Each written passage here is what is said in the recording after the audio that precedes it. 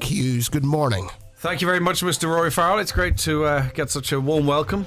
You always get a warm welcome. From you, yeah? No. Name me one day you've never got a warm welcome from me. Well, last Wednesday you were a bit cold. Really? Yeah. God, and you noticed that? Yeah, I did, yeah. Did you lose any sleep? Scarred, yes. Didn't sleep since. Right. Good luck. Thanks very much indeed. It is the 9 till noon show after 9 o'clock. Time for a news update, and good morning to you, Michaela Clark. Thanks, Greg. Good morning. Over €2 million in funding has been announced for Island Road upgrades in Donegal. A total of 14 road projects are being funded on Arnmore, Tory, Inishboffin and Gola Island. To date, roads in the islands have suffered neglect as they were not under the remit of Donegal County Council and therefore did not qualify for certain funding streams. Today's announcement is part of an agreement between the Department of Rural and Community Development and the Council, which, once the works are complete, will see the local authority take charge of the roads. Donegal Deputy Joe McHugh, in welcoming the funding, says it's vital that further investment is forthcoming. One thing that I've asked from the Minister, that this type of collaboration has to continue. There's a number of major projects, including the Maharoti project and the new boat for Tory Island. Those two projects still have to move in a more positive direction. They haven't been over the last few years, and that's something that I mentioned to the Minister, that there has to be more direct linkages with the core common, because the history and the tradition is there now to ensure that this can work, and I think this will bode well for the future. We are in a wartime scenario and the old rules are out the window. That's the view of the Public Expenditure Minister as the government prepares to introduce a cut to excise duty on petrol and diesel. Prices on forecourts have hit €2 a litre in the past week as the Ukrainian conflict bites. But opposition parties say the planned cut of 15 to 20% per litre isn't enough. However, Minister Michael McGrath says the government will keep measures like this under review. I think what we have learned over the course of the past 2 years, first of all, dealing with a global pandemic, is that we have to be agile, and that we are in a wartime scenario. Tragically, we have war in Europe. We have 2 million refugees in 2 weeks have had to flee their home in Ukraine. And so in many respects, the old rules are out the window. Governments have to be in a position to respond swiftly. Garda Commissioner Drew Harris is designating Letterkenny Garda Station as a Gaeltacht serving station. It means that in time, if people want to issue complaints or queries through the medium of Irish, they will be able to do so. Chief Superintendent Terry McGinn says over the next year or two, Gardaí at the station will undertake training in this regard. Chair of the Donegal Joint Policing Committee, Councillor Jerry McMonigal, says it's a positive development for the town. I think it's a very welcome move by the Gardaí, and indeed it can do nothing but promote the Gaelic language and indeed Irish culture throughout the town of Letterkenny, but also throughout the county. So yes, it was welcome news from the Chief Superintendent. I want to wish them well in trying to develop this here. Weather now wet and windy this morning with heavy rain bringing the possibility of localised flooding in strong and gusty southerly winds. Feeling cool today with highs of 6 or 7 degrees. That's all from Highland Radio News for now. We'll be back with news again at 10 o'clock. Until then, good morning. It's not just a sewing machine. For Maya, it's a chance to give her family a better life. It's not just a way to make a living. It's a chance to give her daughter an education. Like thousands of mothers, Maya lives in fear of what the future holds for her little girl. And it's not just. This Lent, your love can make all the difference. Visit trocra.org or call 1800 408 408. Trocra, until love conquers fear. The 9 till noon show with Letterkenny Credit Union, now offering mortgages from €40,000 to €600,000 with no hidden fees or transaction charges. Letterkenny Credit Union, 9102127. And now, it's time for the talk of the Northwest. The 9 to noon show with Greg Hughes on Highland Radio. Good morning to you. 5 minutes past 9, Wednesday, the 9th of March, 2022. How are you? I do hope you are feeling okay this Wednesday morning. 086 60 25,000. The WhatsApps and text lines open for you right now. Get involved in the conversation. There'll be some topics raised in the newspapers this morning that you might want to have a say on. We also have loads of other stuff lined up for you. You can call Caroline right now too, by the way, 07491 25,000. Get involved that way if texting's not your thing. Emails, comments at highlandradio.com if you want to email us, that's fine too. And of course, interact with us on our social media where you can watch the programme. Go on to our website, highlandradio.com, click through there, and you can watch the show in the browser, or go straight to YouTube, Highland Radio Ireland, or any of our Facebook pages. Just search Highland Radio. All right, okay, let's start with the newspapers this morning, and we'll kick off with the Finn Valley Voice. Donegal Wind Power made an enormous contribution to the nation's electricity needs last month, and the best is yet to come, according to experts. A bitterly cold February was a landmark month for wind energy in Ireland, with more than half the country's energy needs, at 53%, coming from wind power, which is really quite remarkable. February 5th set a new All-Ireland record for the amount of wind energy on the Irish grid at 4,584 megawatts, I presume MW is. Donegal, a major player in the wind farm industry, makes an enormous contribution to Ireland's electricity needs, and it's cheaper too. And I wonder, could that big figure be increased more if we were able to store the power more and regulate its usage after it's generated? The Donegal Post this morning, the multi-million euro Killybegs Town Centre Regeneration Project, Ireland House and Public Realm Works contract, moved a significant step closer this week with the announcement that Donegal County Council now seeking tenders for the project. What has been described as a significant regeneration project has an overall value of 4.84 million and is a flagship element of Project 2040. On to the Inish Times now today. War in Ukraine, not justifiable. This according to a former Irish ambassador. The war in Ukraine is not justifiable. It is a disaster for Europe, for Russia, and above all for Ukraine. These were the words of former Ireland ambassador to Russia, Jim Sharkey, speaking to the Inish Times as the conflict entered its 13th day. With strong family ties to Uris in Inishowen, Mr. Sharkey, who was appointed the first official representative of the Irish people in Moscow in 1974 and reappointed in 2001, said the main priority was to find a way to bring peace, stop the conflict and find a solution which would stabilise the whole situation in Central Europe. What do you think, though? Obviously we're going to talk about its impacts on us because inevitably fuel prices, potential disruption to food supplies and what have you, that's going to be what we're going to talk about an awful lot, not on this programme, I'm on about us as a society, but what do you think we should be doing, if anything? And when I say we, I mean the West, not us, but, NATO. What do you think NATO should be doing? You'll be following the news, you'll know that conversation about Poland wanting to give jets and the USA saying, hold on a second, we don't think that can be justified, and the complications and all that type of stuff. Like, what do you think should be done? Is Vladimir Putin going to stop at Ukraine? This is getting messy, it's getting dirty. Who's to say where it could go next?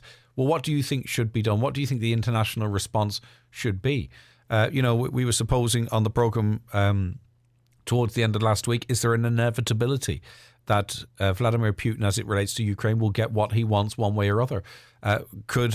Should, as unimaginable as it might be, should the white flag be raised to save inevitable loss of life and a negotiated settlement, or would that give Putin too much power? Does the West need to flex its muscles a little bit, because all the advantage at the moment is to Putin? What do you think should be done? Because obviously we can talk about it on the impacts of it, how it might affect us, but what do you out there think should be done? What should be the next move? What would be the right thing to do? Because we're all going to be dragged into it one way or other if it's escalated even further. But the ramifications of this, we're going to feel this throughout this year and beyond, unfortunately, and there's no point escaping that reality. Of course, life will go on and we'll have to worry about other things as well, but it's going to be framed in what's happening in Ukraine. So what do you think should happen next as it relates to maybe a resolution in Ukraine, what the West should do, where you think this could be going? 086 60 25,000. Have your say on it. 086 60 25,000 or call 07491 25,000. Yes, of course, we focus on local issues. That's what we do, and it's important as well. But this is local. This is an international, global story that is as relevant to us as it is anywhere outside of the awful humanitarian situation that's happening in the Ukraine. But the Irish Times tells us that the US has banned all Russian energy imports and appeared to move closer to brokering a deal for Ukraine to receive fighter jets from Poland in moves that are likely to anger the Kremlin as it continues to attack Ukraine cities and calls for Kiev forces to surrender. Ukraine President Vladimir Zelensky vowed that his country would defy Russian aggression but suggested that compromise could be found on key areas of dispute between Moscow and Kiev, including Ukraine's NATO membership hopes. Civilians managed to leave the northern city of Sumy and the town of Irpin on the outskirts of the capital Kiev, but a planned evacuation of hundreds of thousands of people from the besieged Azov-Sea port of Mariupol failed yesterday due to what Ukraine said was more indiscriminate Russian shelling. The Russians are saying that to make them look bad, there are elements within Ukraine that are responsible for this themselves, so that the blame can be attributed to Russia. Well, today I'm announcing the United States is targeting the main artery of Russia's economy. We're banning all imports of Russian oil and gas and energy, said US President Joe Biden. He can do that in a blink because the USA is not very reliant on Russian oil, and they're also an awful long way away from Russia, whereas Europe is very, very heavily reliant on it,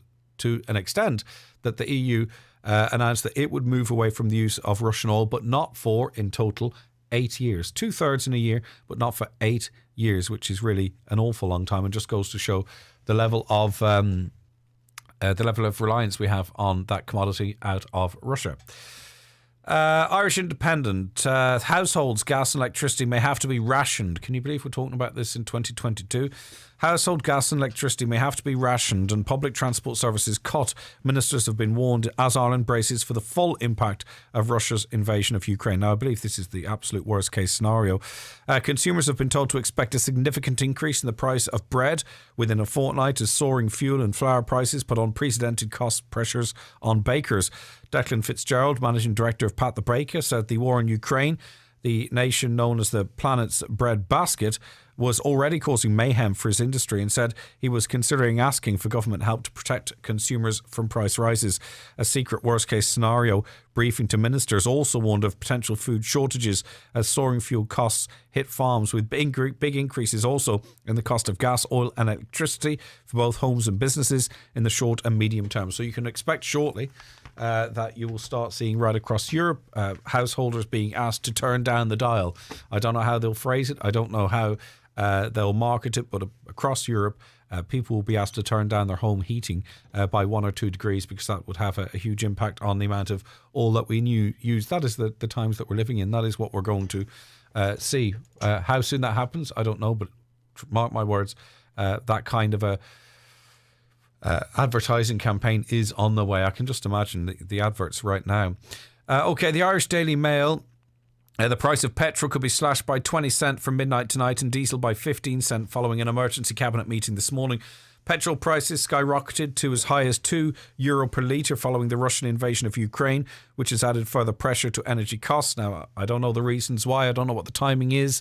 And I'm not going to draw any conclusions, but there were places whereby prices seemed to go up between 15 and 20 cents yesterday. Some of those have been scaled back. But what that would have meant is any announcement from government today, at least in some service stations, would have been instantly wiped out with the increases that were added on in some places last evening. But as I say, also in some places, they seem to have been taken off again. Well, sources confirmed to this paper last night that the Cabinet will meet this morning to discuss cutting excise rates on fuel, which is a clever way of trying to claim it's an exclusive, but everyone knew. If agreed, this will be discussed in the Dáil this afternoon, with price changes potentially taking effect at the pumps from midnight tonight. Now, personally speaking, the price is going to go to such an extent that the only way, as far as I'm concerned, that the government could do this, that it would actually give some level of security and actually help people, is if they were capped. If capped it, I don't know, even if they capped it at 190, 180, would we accept that? I don't know.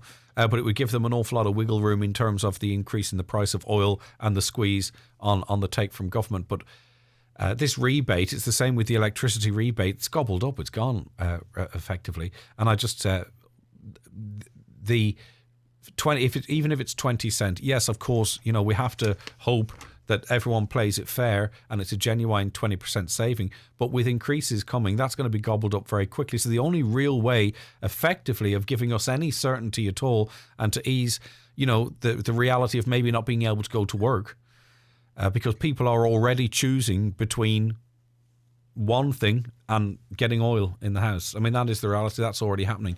And we're not far away from a point where many people will not be able to fill their car up enough to travel to work given the wage that they're on. So in my opinion, for what it's worth, which is very little, the only way this can be effective for the country is if it's capped.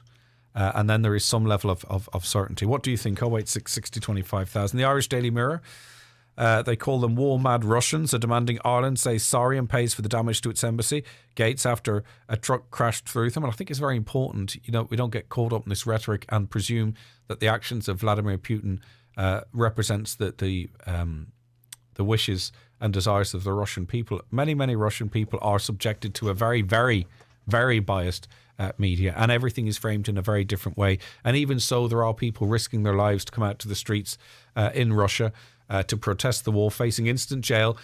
People complain about protests here and all that kind of stuff. Well, what happens in Russia if you do it? They go over to you. If you don't comply, they beat you to the ground and they drag you off and they put you in jail. That's how governments that want to clamp down on people actually operate. Well, those people are still going out and risking their freedoms to protest this war. So it's very important, I think, that even if the media want to paint all Russians the same, which when you call more war-mad Russians, that's what it's doing, I think it's very important that we don't drink that. Vladimir Putin, though, they want the ambassador wants an apology, not war-mad Russians. The ambassador wants apology for damage to the embassy gates after a truck crashed through them, and Vladimir Putin's furious henchmen even gave a serious dressing down to the Irish ambassador in Moscow over the incident in Dublin. But Fine Gael's Neil Redmond fumed the Russian ambassador would be better off reflecting on his country's murderous invasion of Ukraine rather than repair work on the gate. But that's not looking at the bigger picture, in my view. The Star this morning, the number of homeless families seeking help in Dublin City has almost doubled in the space of a year. New figures show the city's council's Dublin Region Homeless Executive figures show that as of December 31 last year, there were 802 families in emergency accommodation. In January this year, 74 families contacted homeless services in Dublin for the first time, according to Dublin City. Now, just before we jump on that, let's not forget that any refugees coming to this country are going into emergency accommodation themselves. And also, let's not forget that many, many people have opened up their houses for refugees coming into this country. I'm not sure how often that's done for the homeless here. So what I'm saying is not one against the other. We could have the same reaction, not just as a government, but as a nation, to the problems facing people living in this country as we do to others as well. And we should be able to do both. Finally, The Sun today plans to charge people to collect family and friends from Dublin Airport was slammed yesterday as wrong and nonsensical. The DEA had given the green light by Fingal County Council to develop a new paid drop-off and pick-up zone. Can you imagine this? Bosses, you're not parking at the airport. You're dropping someone off or you're picking someone up. Bosses at the airport claim it is part of their sustainability agenda to reduce car journeys and encourage the use of public transport. The new scheme, it's funny how they hang it on the environment as if that justifies it in some way or other. They're not going to ring fence this money, surely, are they? And build trees with it? Of course not. It's to swell their coffers. The new scheme will affect drop-off points at Terminal 1 and Terminal 2 and is set to come into place in the second half of 2022. However, critics of the plan have pointed out that Dublin is one of the very few capital cities in Europe with no rail link to the airport. Okay, there you have it. 086 60 25,000, your WhatsApps and texts into that number. If you want to comment on anything you heard there, raise your own issues. People contacting us all the time. A number of people contacted me on social media yesterday about issues and concerns that they have. We're going to be highlighting those today and over the course of the next couple of days. That's what we're here for. Get in touch with us. Caroline, very glad to speak to you on 074 91 25,000. Okay, back with more on the 9 till noon show, and indeed our first guest after these messages. The newspapers are courtesy of Kelly Centra, Mountaintop, Letterkenny. The 9 till noon show with Letterkenny Credit Union. Mortgages now available with a personalised service from your local and friendly credit union. Email mortgage@letterkennycu.ie. Have you seen the crack that Highland Radio are having on Instagram? Are you a follower? If not, this weekend is your chance. We have a 50-inch LG Smart TV to give away. Visit our Instagram page for more details at Highland Radio Donegal. Michael Murphy Sports and Leisure has everything you need for getting fit in 2022. From training gear to resistance bands, skipping ropes, weights and foam rollers, We have all the essentials to see you through every step of your fitness journey from training to recovery. Shop our range of gym wear, equipment and accessories at michaelmurphysports.ie. McCullough Jewelers in Letterkenny are synonymous with fine jewellery, quality watches and giftware, with stores at Main Street, Letterkenny and the Letterkenny Shopping Centre, or online at ormccullough.com. You can choose from their quality product range in a relaxed atmosphere, and their sales staff will be happy to help you make the right choice, whatever the occasion. McCullough Jewelers, making moments magical for generations. Driving the new Fiat 500 is choosing an all-new, all-electric car with an impressive range and not to 80% fast charging in 30 minutes.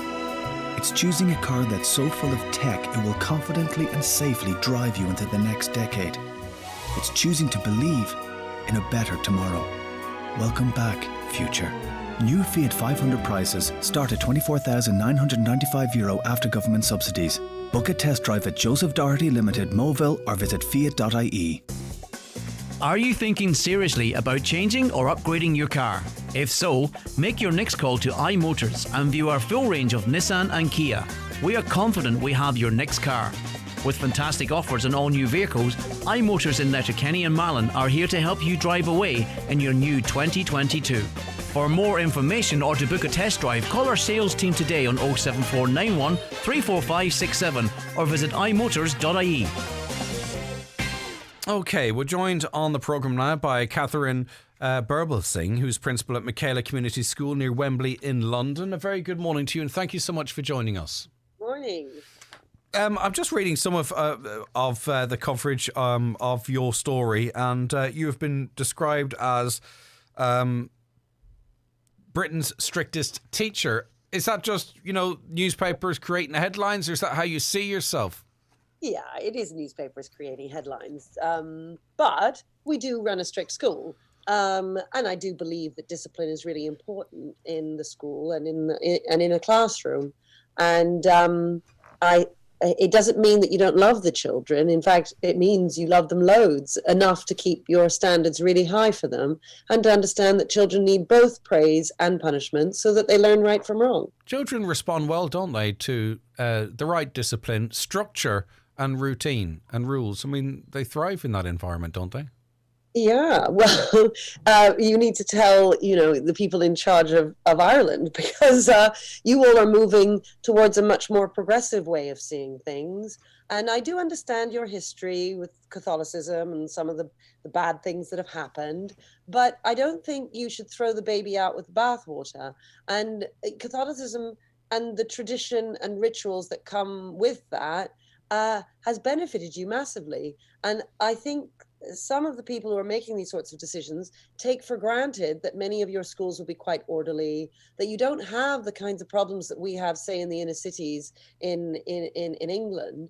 And I want to ring the alarm bells for you because we went that route in England, and many of us now, me included, are trying to pull us back more towards the traditional way of doing things. Yeah, and the proof of the pudding is in the eating, because your school records some of the top grades in the country. So what do you think the likes of Ireland are doing wrong? What direction are we moving in that we need to do a U-turn on? Yeah, it's a good question. So there's two things. One, there's the discipline. But there's also the way in which children are taught in lessons. So progressivism is all about child-centered learning as opposed to teacher-led learning. And when it's child-led, the children, let's say, are in groups, the desks are in groups, the children look at each other, and they are leading the learning. And the teacher is the facilitator of learning who moves amongst the desks and keeps them on task. Whereas when it's the teacher leading, the desks are in rows, and this is the case in all our classrooms, and the desks are in rows, teachers at the front, and the teacher leads, and the children follow the teacher. Mm-hmm. And nowadays, you'll see it perhaps even with parents where they want to just be friends with their kids. They don't want to be in a position of authority. And that's because we confuse being in authority with being authoritarian. And we sort of think if you're an authority, then you're Hitler. But that's not the case. It's our job as adults to love them, look after them, scaffold their learning. Each time you're pushing them a little bit further, you pull the scaffolding away. You push them a little bit further, pull the scaffolding away. That's what it is to be either a parent or a teacher. And progressivism undermines that and makes us feel bad and makes us feel like we're somehow being mean. We're not. We love the children. We just hold our standards high for them and lead the way. Yeah, and a lot of people now seem to need validation from their children that, you know, a friendship or and we've kind of also been conditioned, I think, not all of us, by the way, because sweeping statements are useless, but I think many of us have been conditioned to, you can't say boo to a goose, you can't say anything for fear that it could upset the child's mental health. And of course, then you tie that in with the school system, and, you know, you could be turning out people by the age of 18 or 19 that get a very, very sharp shock to realise that the world is not this very friendly, happy, you can do whatever you like place that maybe your upbringing and your school would portray. That's right. And it's our role as adults to help build habits in them so that by the time they get to 18, I always say you're looking after that little birdie and you're helping him and you're getting him more and more independent until eventually at 18, you tell the birdie to go off and fly.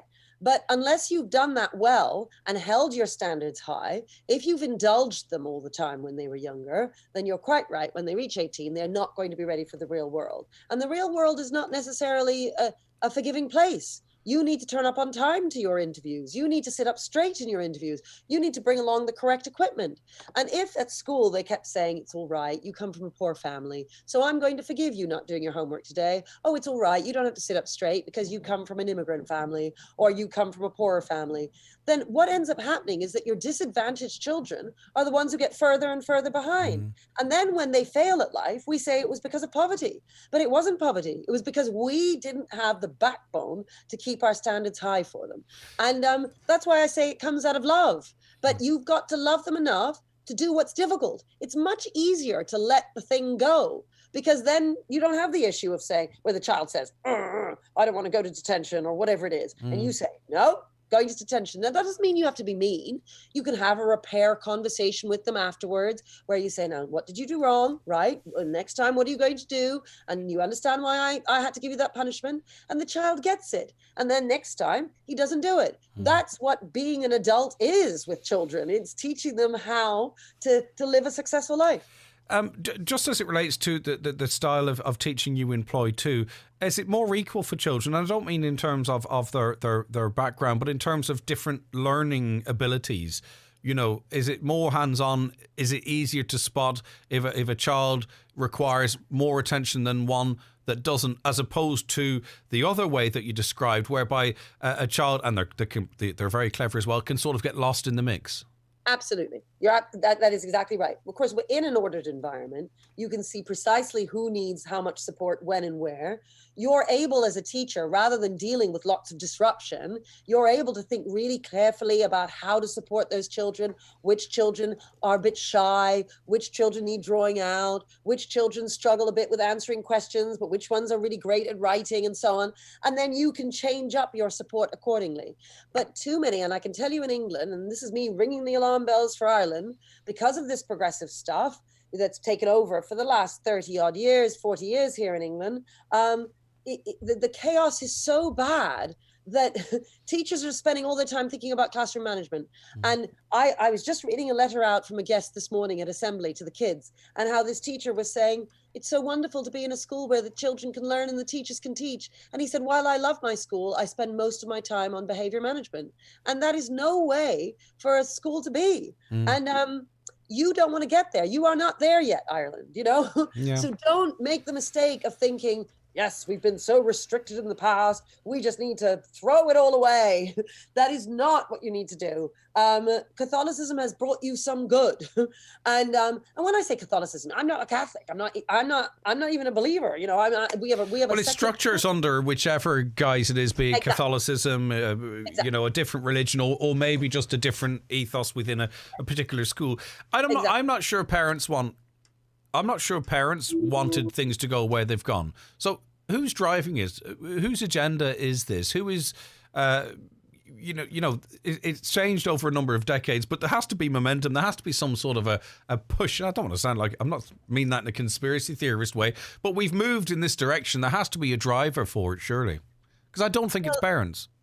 That's really interesting that you say it's not parents. I would say it's politicians. And I would say it's the media. and you are the media, of course, but and it's great to hear you talking as you are. And I do think it's interesting because I've now done a bit of Irish media, and culturally, Ireland is in a much better place than England. And I would say in comparison, the media people who I speak to in England, they are much more reluctant to understand what I'm saying. Whereas all of you guys get what I'm saying. You do. Instinctively, you're sort of small C conservatives inside, you know, and you just say, yeah, obviously kids like praise and punishment. And you understand exactly what I'm saying. I don't find that culturally in England, people do get that. And what will end up happening to Ireland is that you will just shift culturally over time to the point where you are just like everyone in England. And that your natural sense inside you right now, and you're saying that's in the parents as well, of wanting a more traditional approach to education and to raising children, it will eventually disappear. And that, I mean, I would blame your politicians that's what they're driving, because they think it's seductive, right? It's really seductive to say, gosh, don't you remember those boring teachers at school who just talked and talked in front of the classroom? Whereas actually what we need is to make it more interactive and then more fun, and children will be more engaged. But that is to lower your standards for children. Now, our teachers at Michaela do not stand in front of the class talking all the time. You can teach traditionally while breaking it up for them. You talk for a bit, you teach them something, you do a bit of a class discussion. You can even do some quick pair work. You get them to do an exercise, you do a bit more class discussion, you teach them something else, and so on. But the teacher is at the front of the class leading. That is what's key. Yeah, but I think the truth be in Ireland or Britain or wherever it might be, you know, we have, dependent on your age, you've got your memory of school. We don't really have any notion of what it is like in a school or how it's probably changed. Most of us, I don't think. You know, what the attitudes have changed, you know, what's pushed or what's not pushed. You know, we don't, even when you have your parent-teacher meeting, you don't get that. You just focus on, like, I think most of us don't really know what teaching is like now compared to when we were in school. You do. You've got the inside track, obviously. But the students can't relate it to us because that's their norm. They've no comparison. Exactly. And that's what we're saying. We're talking about the power of culture, and that culture can change over time. And that it's like the frog in water. You know, you turn up the water and make it hotter and the frog boils to death. Whereas you would throw him in boiling water, he would jump out. You know, it's slow. It happens slowly over time that culture changes. And I can see just by talking to some of you on me, you know, through these interviews, that your culture is very different in Ireland. And that is something to value. Hold on to it and look after it, because it's something precious and something that will easily change over time, which you won't notice. And then your equivalent in 20 years will be talking to somebody like me saying, gosh, everything you're saying is just a bit awful and offensive. You see? All right, I'll not keep you very much longer. Just two more questions. The first being, discipline's a broad church, okay? So, you know, some people might imagine you walking around with a cane, you know, or whatever. Yeah. So describe to me what, in the context of your school, what, you know, traditional and discipline means. Yes, it's a good question. So we have praise and punishment. We have demerits and merits. And children do the right thing, they get a merit. They do the wrong thing, they get a demerit. If they get a couple of demerits, they end up with a detention. A detention is either 20 or 30 minutes after school. They do some work quietly, and then they go home. We have reached a stage in England where people feel that that is actually abuse. They think that, not everybody, but there are some people who think that giving a child a detention is somehow to abuse a child. They have their detention. I don't see what the big deal is. They have a detention. They do some work. It's actually quite nice because they're getting some work done. The teacher uses that opportunity to do a bit of a repair. You repair the relationship. You go and have a chat. Remember what you did. Okay, we won't do that next time. Okay, great. They all smile and happy, and the child goes off. It's no big deal. That's all it is. I mean, but you keep your standards high. So what people might not like is that we would give it attention for small things. Turning around in lessons, you know, being a bit silly. Certainly none of our children would ever talk out of turn in a lesson. You know, you wouldn't chat to your mate. That literally never happens. But the reason why that never happens is because, well, we would follow through with a punishment. And then that changes the whole culture. And it means that nobody would ever dare do it. In the same way as a child would never take off all his clothes and run through the school naked, because the culture is such that it would never be appropriate to do that. Similarly, the culture is such that children here would never talk to their friend in the middle of a lesson. In other schools, there's so much disruption where the kids are talking that the teacher might stand in front of the class for 10, 15 minutes asking for silence, And it takes, or they have to put stuff in front of the kids to get them working, to trick them into getting silent. Imagine the loss of learning time over an entire year. And when you're trying to catch up disadvantaged children with their learning, you need every minute in the classroom you can possibly get. And so these people who think that they're helping these children by just breaking open the doors and say everybody's free, in the end, the ones who suffer the most are the most disadvantaged. It's also an easier environment to teach in. Are your teachers happier, would you say, in what would be seen as a more normal school setting? Exactly.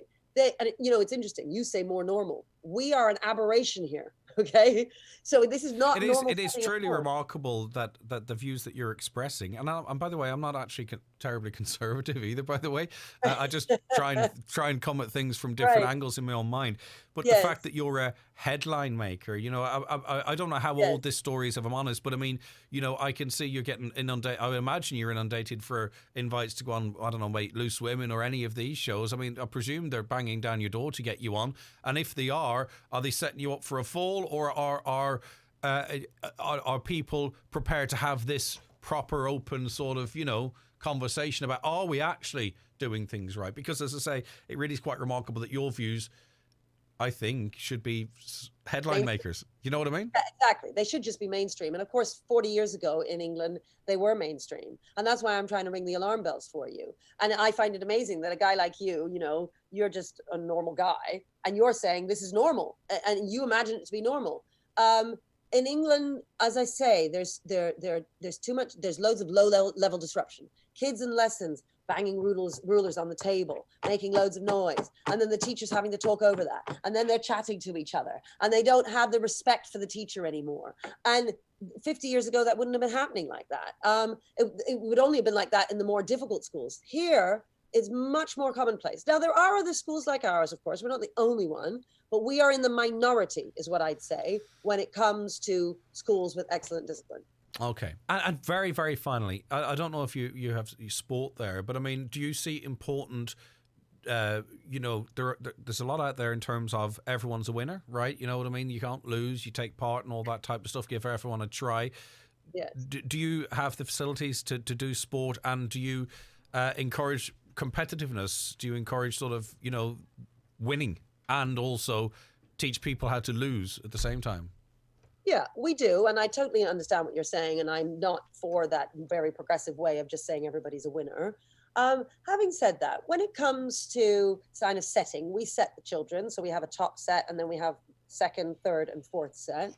And, where I wouldn't want to humiliate children. So children in the fourth set, for instance, if you were always to pin up their grades for different tests and so on up on the wall, the children in the fourth set would constantly be humiliated.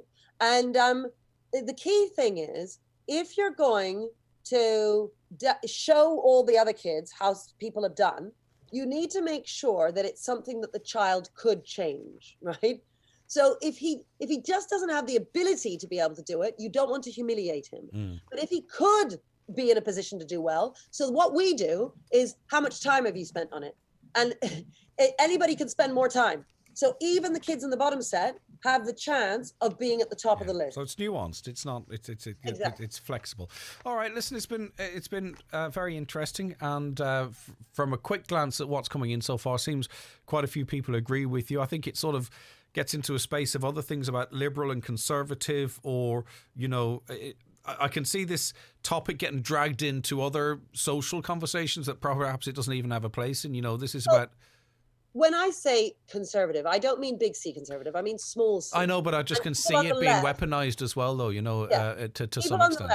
The thing is, in this country, people on the left used to be small C conservative, just like you, right?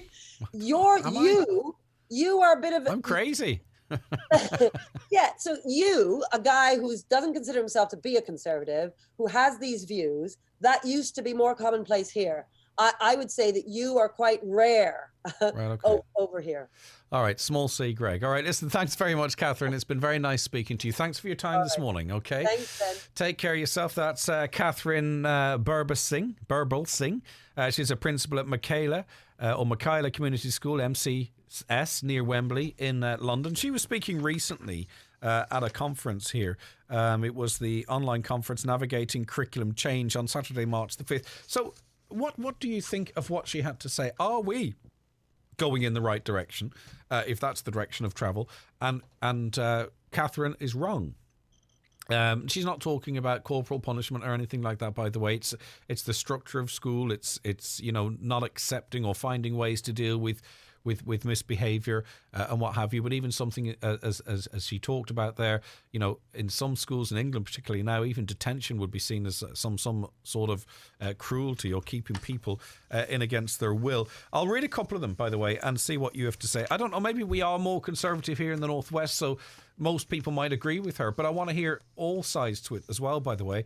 I come from a generation that experienced slaps with a ruler on my hands for being late for school.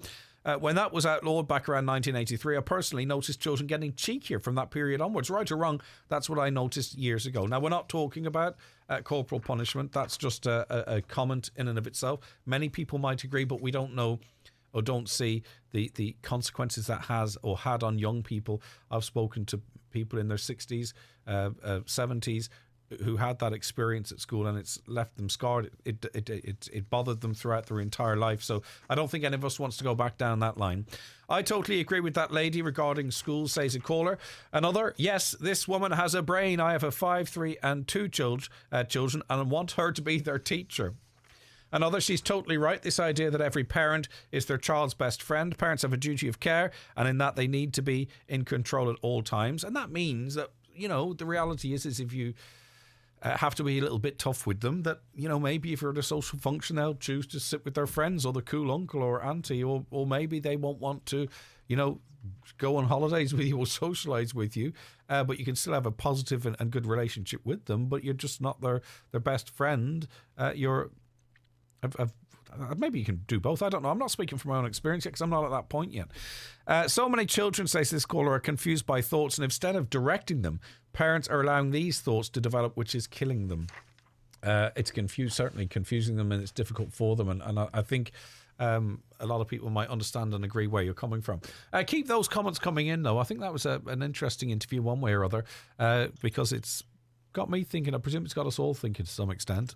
The 9 till noon show with Letterkenny Credit Union, now offering mortgages with life cover provided at no additional cost. Letterkenny Credit Union, 9102127. With passengers boarding for the holiday of a lifetime, please go woo!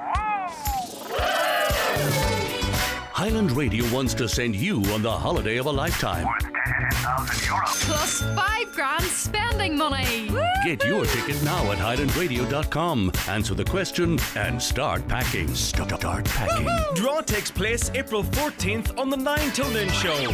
Get your ticket early and enter a bonus draw for an extra week's holiday in Turkey. Two for the price of one. Start planning your ultimate getaway. Only on Highland Radio. Ireland is leaving diesel behind, and Kelly's Toyota is leading the way with our incredible range of self-charging hybrid electric cars. We've amazing offers, including contributions and trade-in boosters. And with 46 years of experience here in Donegal, you can trust us to help you on your electric journey. You'll never take a wrong turn with Toyota, Ireland's best-selling car brand. Visit Kelly's Toyota Mount Charles or Letterkenny today. Toyota, built for a better world. Terms and conditions apply. If you've got magic moments or great memories captured on your smartphone, now is a great time to have them printed at mcgee's.ie. Simply upload your favourite photos, choose your size and finish, and McGee's will take care of the rest, with the results delivered to your door. Prices are from just 12 cents, and there's also creative options available. Preserve your memories today at mcgee's.ie. A public interest message from Donegal County Council. Over a quarter of drivers and passengers killed on Irish roads in 2021 were not wearing a seatbelt. 27% of fatalities were not wearing a seatbelt in 2021. 10% of those seriously injured between 2017 to 2020 were not wearing a seatbelt. 17% say they don't always wear a seatbelt when travelling in the back seat of a car. Seatbelts are proven lifesavers, and putting one on before starting a journey should be a priority for everyone. Seatbelts save lives. Please wear one. Donegal County Council, helping to make our roads a safer place for everyone. Okay, 086 60 25,000 WhatsApps and texts there. Caller says, I'm sick of hearing about Ukraine. If you stopped 100 Irish people in the street, they wouldn't be able to point to Ukraine on a map. War is terrible, but we can do little sitting here in Donegal, and it's constantly on the news, which only depresses everyone. But we can't, you see, pretending something doesn't exist does not make it so. And you, even if you don't hear about it on the news, you will know about it in your shops. Some people benefit big time from the COVID misery, and now the same will happen with shortages re-Ukraine invasion, and some people will harbour those views, and there is certainly a crossover in those points of views. Another, Ukraine needs to be let become part of the EU or EEA instantly without any red tape, as it's a sit and duck for Russia. That's one of Putin's demands, that it does not become part of the EU. And another, Russia wants to take over the Ukraine because it was once part of the USSR during the Second World War. Russia took over part of Germany. Did they give that back to Germany? I don't think so. Right, okay, back to matters much closer to home now. And a recent council meeting heard about proposals or plans or a suggestion that apartments in Dunlow would be tossed and perhaps rebuilt down the line. But anyway, we're going to get the full background to this story, and welcome onto the programme first, Councillor Mary-Therese Gallagher. A very good morning to you, Mary-Therese. Thanks for joining us today. I think you need to unmute yourself, if that's okay. Morning, Greg. Morning, good to have you with us. Yes, indeed. Right, okay, so tell us what the council meeting was told. Well, give us the background to these apartments, I suppose, firstly. I'm sure we've spoken about these before. Yeah, what we have. They were built 20 years ago here, and they were built by Clúid Housing. It was an agreement with the HSE. So they're 16 one-bed flats, and at the outset, Greg, they were the 16 flats were used or were lived in by people with special needs or extra needs, not special needs, extra needs. And they were staffed, the HSE staffed, and it was there 24 hours a day. However, after about 2 years, the services were cut. And over the years, I say for the last 10 to 12 years, there's only been 10 flats have been vacant. So there's only been 6 tenants there. So we have been trying this last 10 years to get answers and get the flats opened up to people who need them. Okay, so under whose ownership are they? So the building is owned by Clúid Housing. The lease agreement for the last 20 years has been with the HSE. So the HSE has been paying for the lease, the full lease for the 16 flats for 20 years, even though they haven't been occupied. So it's all public money in the end of the day, Greg, and what we're trying to do is to get the flats lived in, get them fit for purpose, and have people living back and making it a community again. I'd imagine Clúid has made their money from them, and if we're talking about the demolition, has there any negotiation or suggestion has there been of these being handed over to the state, be it the HSE or the council, or even being purchased? And are they, in your view, in a condition that they could be easily, done up to house families? Well, we've gone down this road as councillors now for the last 10 years, and we've just come up against one wall after another, Greg. So in my opinion, I think the only option now is that these are given to the council, and that the council actually take on to do the flats up. Now, I would say that there is a need to do the flats up. There's 16 one-bed flats there. I believe that you could probably have, 10 two-bed flats, and I think it would be, a better option going forward, and a better option for people to have the two-bed flats. But I think at this stage that we have no other option but to try and get the minister to hand them over to the council, because it's. And I mean, even in their. At this stage and nothing has happened. I beg your pardon. Even in their current form, there are no end of demands for this type of accommodation, be it, domestic violence services, obviously homelessness, whatever it might be. I mean, even if they're not absolutely perfect, there is no end of demand for them. For them to be lying unused is a terrible indictment. And that's for 10 years, Greg. It's not just for the last couple of years. And I did say at the meeting yesterday, and I know other members said the same thing, like, you know, it's come to a stage for us as councillors now that, God forbid, but if somebody dies, our phones start ringing. You know, the day that somebody dies, the phones start ringing to see could they get that house. You know, if that's what the need is like out there. There is a short stay need. There's emergency accommodation need that they would be ideal for in the short term. While we work into having something better in the future. What Clúid Housing are saying, I don't agree with. What they're saying is that they want to demolish the building. The building is fine. There is nothing wrong with it. It was very well built.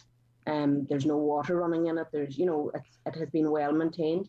But what they're saying is that they need to knock it down to build a road to further develop homes into the future over the next 10 to 20 years in a field that they own, you know, behind it. I think the short-term need far outweighs any medium to long-term plans. And apart from that, Greg, there is plenty, and I mean absolutely. I live right next door, literally next door. There's plenty of room. I can imagine it would not be hard to find an alternative access to this site. Yeah. Clúid, by the way, we've been onto them to try and get a response. They've no one available this morning. Are they a private company? Was this one of these public-private partnership deals where a private company built them and then we take out a long-term lease and that's how they make their money? Yeah, so there's the state pay 99%. So there's public housing. It's one of those Clúid respond. You know that there are numerous St Vincent de Paul, and listen, they build homes, and there is homes there for people. I'm not dissing the company in itself. Well, I might, to be honest with you, if I think they're lying empty for so long. I think that's worthy of criticism, to be honest with you, especially if they're an agency responsible for housing people. They're not doing very well in that regard in this apartment, I would suggest, if they are habitable and empty. And what I'm saying to you too, Greg, is that this is a problem with the HSE because the HSE went into the agreement with them. And the HSE, like, what's one thing after another with it? Pardon me. No, Mary-Therese, I would ask you if we weren't doing this publicly. I want to see your baby, but we might. I won't ask you that today. Listen, you do. Thank you very much, by the way, for mixing both responsibilities you have with us. Stay there. I want to bring in Councillor Micheál Colm Asbeg as well here. I mean, this is also an issue that you've been talking about extensively, Micheál. What is your take on it and what you heard coming out of this meeting this week? Well, imagine why did. Greg agus the Mary-Therese I suppose the difficulty here is to start off with is the whole system of work that the state has put in place. Clúid, like many other of the housing agencies, are private but not for profit. That system clearly isn't working for us here in Donegal. And the idea that a private company or a private charity, would build state or homes to provide for people in need isn't the way forward. The way forward certainly is for the state themselves to invest into homes instead of looking to the charity. But just on this issue, with respect to Micheál, because you know we have to deal with this apartment block at the moment. Like, have Clúid ever given a reason as to why that these houses there's not 100% occupancy all of the time?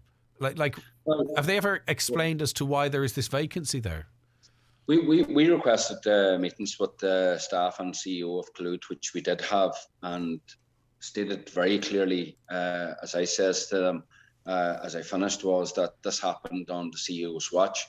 That was a decision that was made by both Clúid and the HSE not to fill the vacant one-bedroom apartments. Now, we need to bear in mind that it's not just Clúid response also, which are in stone's throw away of these apartments as well, have vacant apartments lying empty, and that's moving forward very, very, very slowly. But bear in mind that we have a massive housing need, a huge housing need, even with a small population like we have in West Donegal and the Glenties MD, but yet we have people who are homeless. I give one example yesterday, and it shouldn't matter if you're toilet cleaner on the dole or a doctor or a professor. Nobody should be without home. But when somebody is left house surfing or couch surfing different houses every night and then having to go into work to provide a professional service, It's a disgrace that anybody would be without home at all. No, for But sure. Clue And I think I agree with you. criticism- And that would be sort of even maybe for a medium term. But even in terms of as I was discussing with Mary-Therese there, even in terms of emergency accommodation, where maybe it doesn't, so many boxes don't have to be ticked. You know, people are crying out for that. The fact that we can't connect problem A with solution B in this day and age is crazy. And all we talk about is how, you know, vacant properties here, there, and everywhere, and we've got people whose responsibility it is to house people that need houses, and they're, in this instance, seemingly incapable of doing that.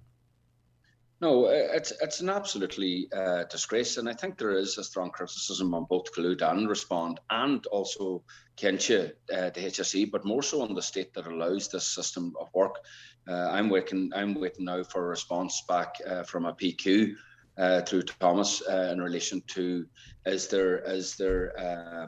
are they fulfilling their mortgage obligations in terms of the state money that was provided, both not just Collude but also Respond, and I think that it's a disgrace that here we are in 2021. We have a housing crisis. It is an emergency. There's no doubt about it. It would be a lot worse if the real figures were shown. We all know plenty of families out there who are living in homes either with relations, with maybe their ex-partners, because they can't afford to leave. They would want to leave both with themselves as our individuals or with their family, but have nowhere to go. Okay. And one of the councillors had a motion, John, there not so long ago in terms of emergency accommodation within the MDs, which is badly needed. But the whole system, and it's a total and utter failure of state not to provide and to look to the private market. Yeah, for sure. And you would just wonder with this accommodation, if the contract was based on occupancy over the last 10 years, would we be having these type of conversations? Because when you're collecting effectively the money for full occupancy. Yeah, well, look, I think that's a fair enough point. But the whole idea that Collude has sat down with us as councillors, we made our points very, very, very strongly that we totally and utterly oppose the construction or destruction or demolition, of these 16 apartments to build, and no guarantee that these homes would be built. But we believe very strongly, similar to what Collude or Respond are doing at the moment, is that they're going to revamp the lower floors and part of their building. Granted, it is good that they're moving along. Disgrace that it's taken so long. Okay. And the HSE been involved in this here. But the idea that they're talking about up and down these apartments where people still have their homes. Yes. To build possibly, if at all, other apartments, when we believe strongly that given the right money to move in there, to revamp, bring it into a state of 2 bedrooms, apartments, which would then allow for homes to and be as given Mary-Therese said, there's alternative quicker access to that other site. Listen, thank you very much for your time this morning, Micheál. Thank you very much for joining us, Mary-Therese. It's been nice having both of you on the programme. Oh my God. Okay, we'll be back with more on the 9 till noon show after the news and obituary notices. The 9 till noon show is brought to you by Letterkenny Credit Union, offering low-rate car loans with fast approval. Apply online at letterkennycu.ie or in office today. For great fuel deals, contact Gortley Sales and Hire. Large sacks and trailer loads of logs. Also briquettes, coal, kindling and gas with free delivery locally. Contact Gortley Sales and Hire in Letterkenny on 9126276.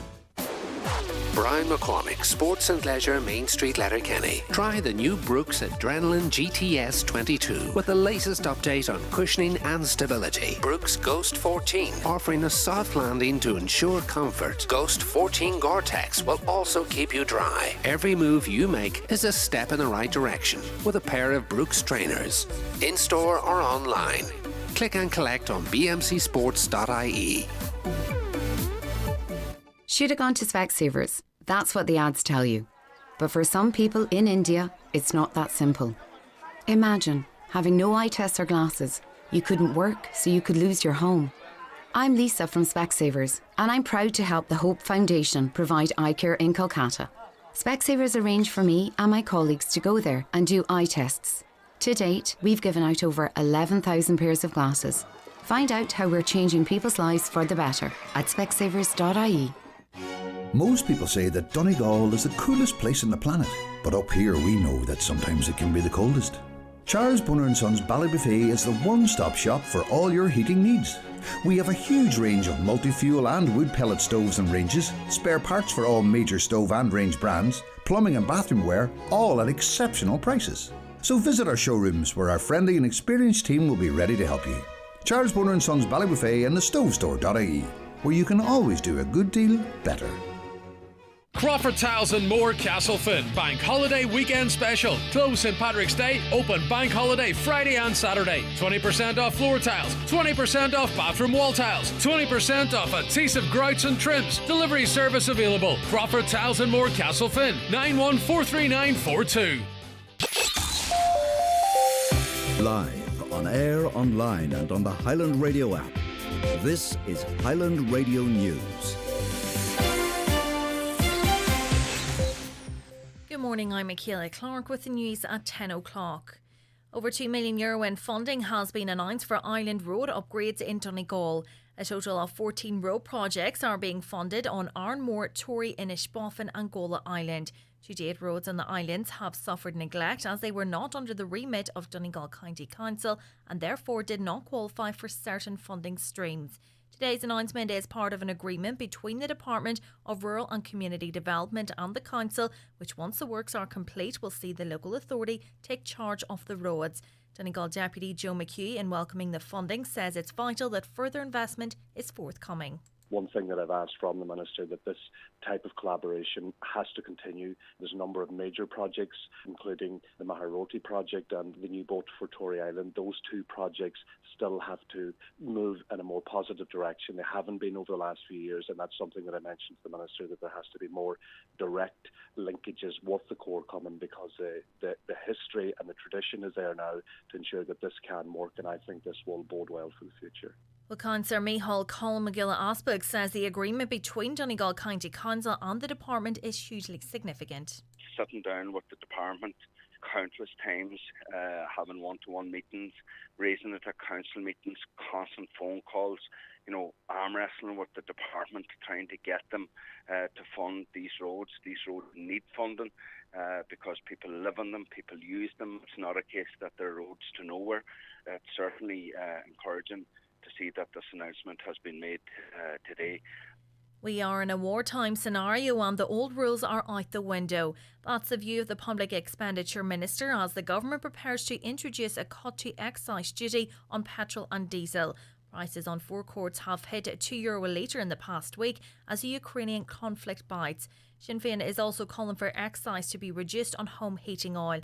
The party's finance spokesperson, Donegal Deputy Pearse Doherty, is urging the government to intervene to maintain the price of fuel at $1.75 a litre for the coming months. They have nothing on offer in relation to home heating oil, it appears so far, and that is not acceptable. We've seen home heating oil increase by €700 since the start of this year. Government inaction in this will make those households poor, and particularly when we have a third of homes heating their houses using home heating oil, this is a serious pressure on them, and government needs to scrap excise duty completely on that oil.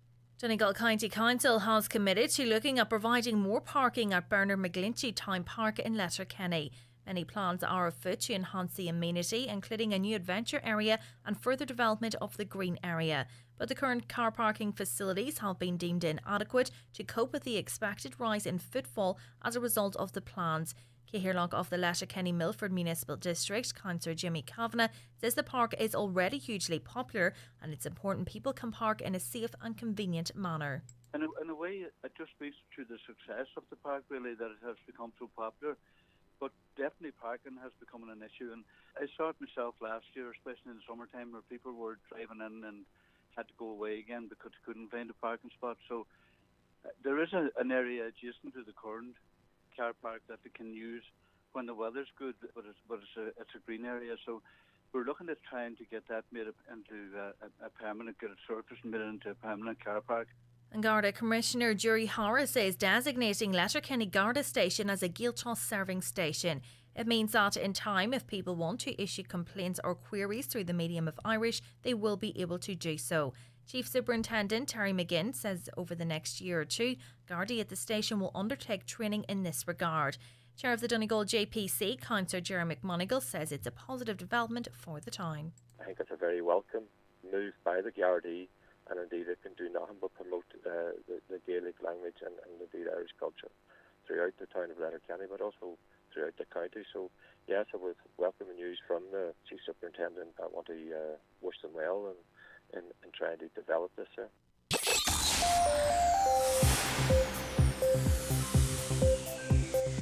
Weather now wet and windy this morning with heavy rain bringing the possibility of localised flooding and strong and gusty southerly winds. Feeling cool with highs of 6 or 7 degrees.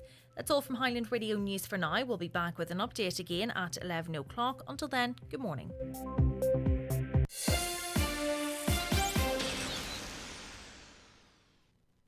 The Obituary Notices for this Wednesday morning, March the 9th. The death has taken place of Kathleen McLaughlin, Bill Nay McClure, Maharamore Carndonna. Fiona leaving Murphy's funeral home Burnfoot this afternoon at 3 o'clock, going to her home via Muff. Fiona from there on Friday morning at 10:30, going to the Church of the Sacred Heart Carndonna for Requiem Mass at 11 o'clock, with interment afterwards in the adjoining graveyard. The death has taken place of Lily Henderson, Drumcarbet Malin. Lily's remains will leave Collins's funeral premises Culdaff this evening at 5 o'clock, going to her home. Funeral Mass will take place on Friday morning at 11 o'clock in St Mary's Church, Lagmalin, followed by cremation in Lakeland's Crematorium, Cavan. The death has taken place of William Willie Burke, 290 Rosemount, Kilmacrennan. Willie's remains are reposing at his late residence. Funeral from there tomorrow afternoon for Mass at 2 o'clock in St Columba's Church, Kilmacrennan, followed by interment in the adjoining cemetery. Family flowers only, donations in lieu to the Donegal Hospice, care of any family member. Funeral Mass can be viewed on churchservices.tv. The death has occurred of Patsy Doherty, 23, Gamble Park, Spalmount, Castlederg. Funeral from his late home tomorrow afternoon at 12:30 for Requiem Mass at 1 o'clock in St Francis of Assisi Church, Drumna Bay. Interment afterwards in St Mary's Cemetery, Carncorn. The Mass can be viewed via the parish webcam. The house is private to family and close friends. The death has taken place of Mary McAleer, née Madden, 26 Meeting House Street, Strabane, reposing at her home. Fiona leaving her home this evening at 5 o'clock, going to the Church of the Immaculate Conception, Strabane.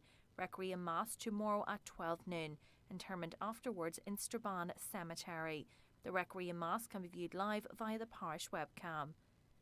The death has taken place of Bree Dugan, née McCarran, 157, Upper Mount Marion, Milford, and formerly Warden, Kerrykeel. Remains reposing at her home. Requiem Mass tomorrow at 12 noon in St Peter's Church, Milford.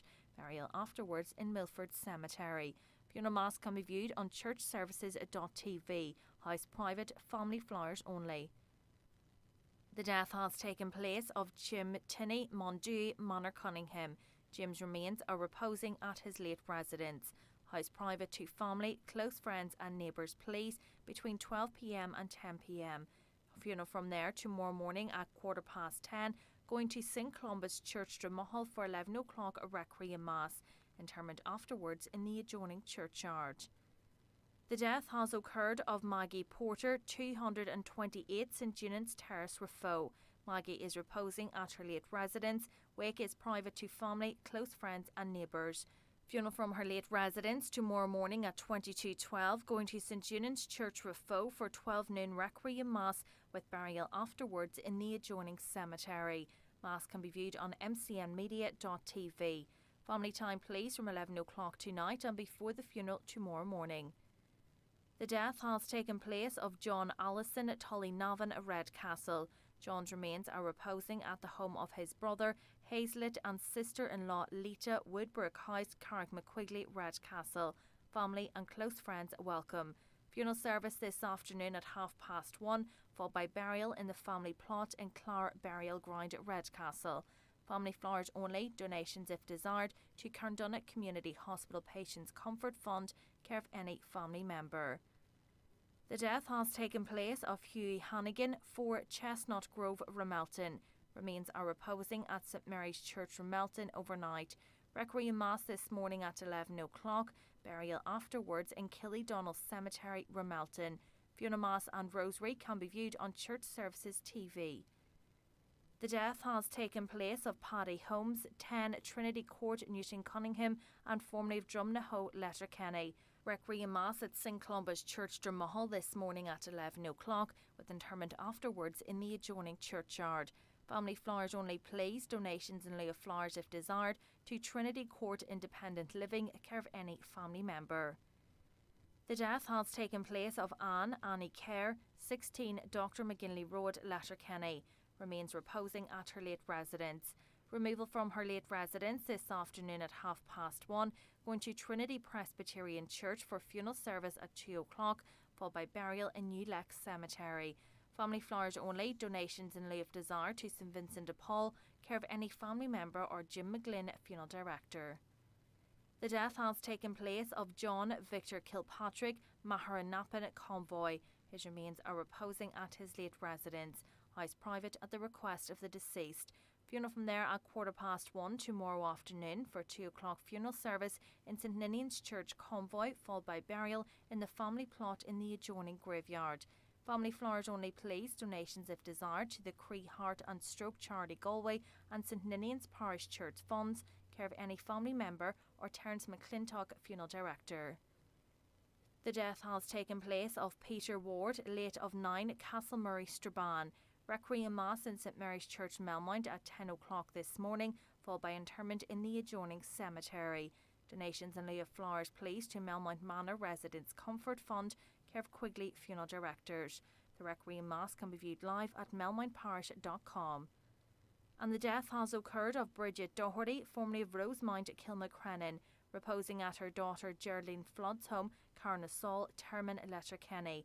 Rosary tonight at 9 o'clock. Funeral from there at 10:30 tomorrow morning for 11 o'clock Requiem Mass in St Columba's Church, Kilmacrennan, followed by burial in the adjoining graveyard. Family flowers only, please. Donations if desired to RSE Donal Nursing Home Patients Comfort Fund, care of Dunleavy Funeral Directors. For more details, including any family health guidelines for wakes and funerals, please go to highlandradio.com.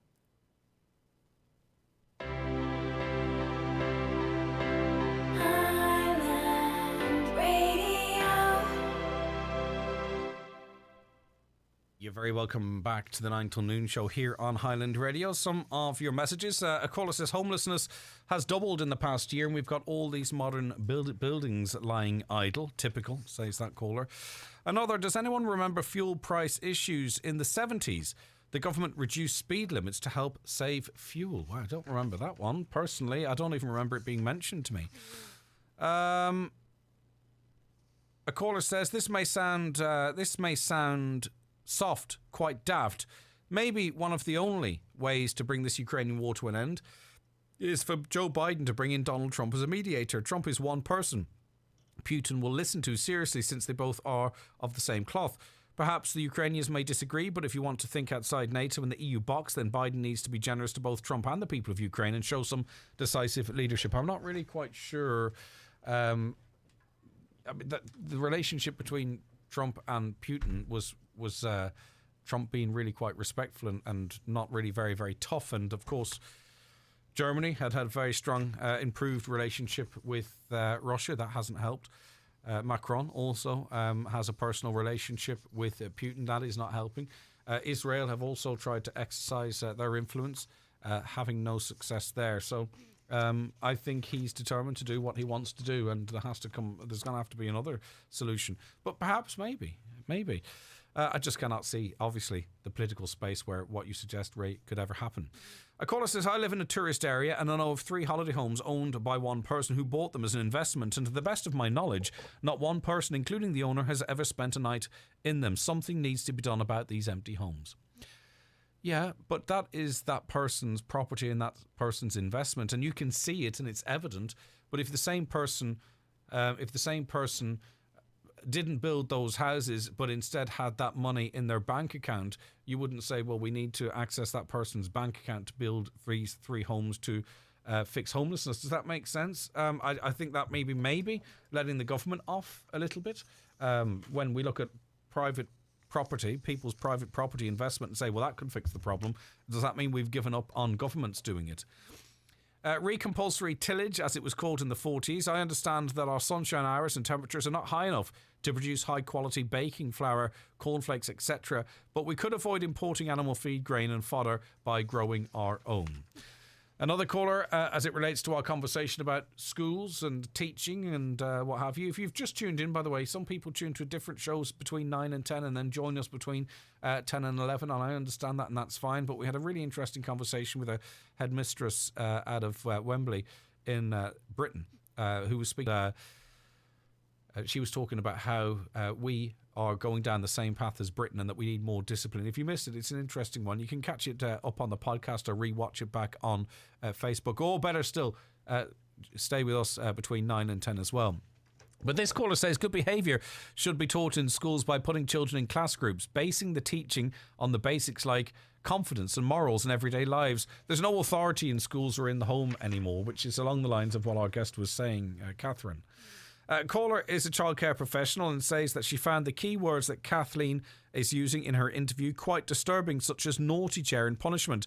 These are not used in the childcare education anymore. We need to engage with our children and find out the reason for the behaviour. No one knows what the family environment is at home or the child's background, and educators need to take a more nurturing approach to children. Now, in fairness to Catherine, her school is in a inner city area, as she said herself, so she's dealing with all types of students from all types of backgrounds. This is not some fee-paying school with, you know, the cream of the crop in inverted commas, and I hate even saying that. It is a regular school with all different types of students, and it's working for her. They're top of the league annually. I didn't pick up on her saying naughty chair or punishment, but I think, and I'd be interested to have a conversation with you because you're a childcare professional and you know more than me. I think she's talking more about discipline and reward, but also recognising through punishment such as detention when students are acting up or not operating to the best of their ability. This caller says, I totally agree. I work in a secondary school where the lack of respect and discipline is apparent throughout, and it is the indisciplined child that receives all the extra supports, as he is the deterrent to the learning in the classroom. I feel sorry for the unquite mannerly children that can go unnoticed from day one. And there's many reasons, by the way, that a child might appear, as you would know, presumably as a secondary school, that might appear naughty. But sometimes you can have difficulty in accessing, assessment if that's required, or whatever the case may be. Great conversation, regardless if you agree with her views or not. The lady on the radio now talking about education obviously comes from a well-off family. I am a single mother with 4 children. I have to make decisions sometimes whether to provide the children all they need for school or to put food on the table. This is the reality of my life, and I'm sure a lot of other people. So I think poverty does have to be taken into consideration when dealing with children. And I take your point, and I understand exactly the situation you're in. I think really, regardless of the financial background of a child's parents and guardians, I think what she's talking about is how the school is run, and maybe at this school it sounds like that they may spot that a little extra help is required and help. That's the impression I got, that it's a more hands-on rather than that they're more likely to see if a child needs maybe some more special attention or help. Another, oh my God, what a breath of fresh air. I keep telling people, if you're your child's best friend, you're not their parent, please prepare your child for the big bad world. And it is big and it is bad, and you have to stand up straight and you have to talk to people and you have to be confident and you have to be on time and there's no excuses. And the real world, even in third level education, but particularly when you join the workforce, you get a sharp shock, don't you? All right, good luck if you're playing the bingo today. Last week we had the pleasure of talking to 2 sisters, one of them, but playing on behalf of 2 sisters who collected, I think it was €1,100. A fantastic prize for them. They won the daily prize and the jackpot as well. Still loads to play for, and in doing so, supporting the National Council for the Blind of Ireland. It's time for NCBI Bingo on Highland Radio. It's Wednesday, the 9th of March. You're playing on the blue sheet. The reference number is S8. It's game number 10. The numbers are 34, 73, 45, 6, 44, 57, 26, 18, 54, and finally 82. Phone your claim to 9104833 before 8 tonight, leaving your name, contact number and the name of the shop where you purchased your book, and we'll call you back the next working day. Get all your NCBI bingo information at highlandradio.com. The 9 till noon show with Letterkenny Credit Union, now offering mortgages from 40,000 to 600,000 euro with no hidden fees or transaction charges. Letterkenny Credit Union, 9102127. Cajimmer Natasha Colin Ferreter and Shaw to Rulia Bulia Arash to Kid in your Bios, the studio and Chact and Shah Jura Shack. There was a Huck the Clug, the Rave Arc McD, Sanir Hushkart, Shart in the Gilliga, the Ambassador Kivani Cahow, August Udor Ahanta Samu Fari, Torchfree Kursi Slam Filiacta. Shin Ihe Kenya is a Shart as a Huck, Rulia Bulia. Dairy Gold. It's there for you first thing in the morning and waiting for you when you come home at night.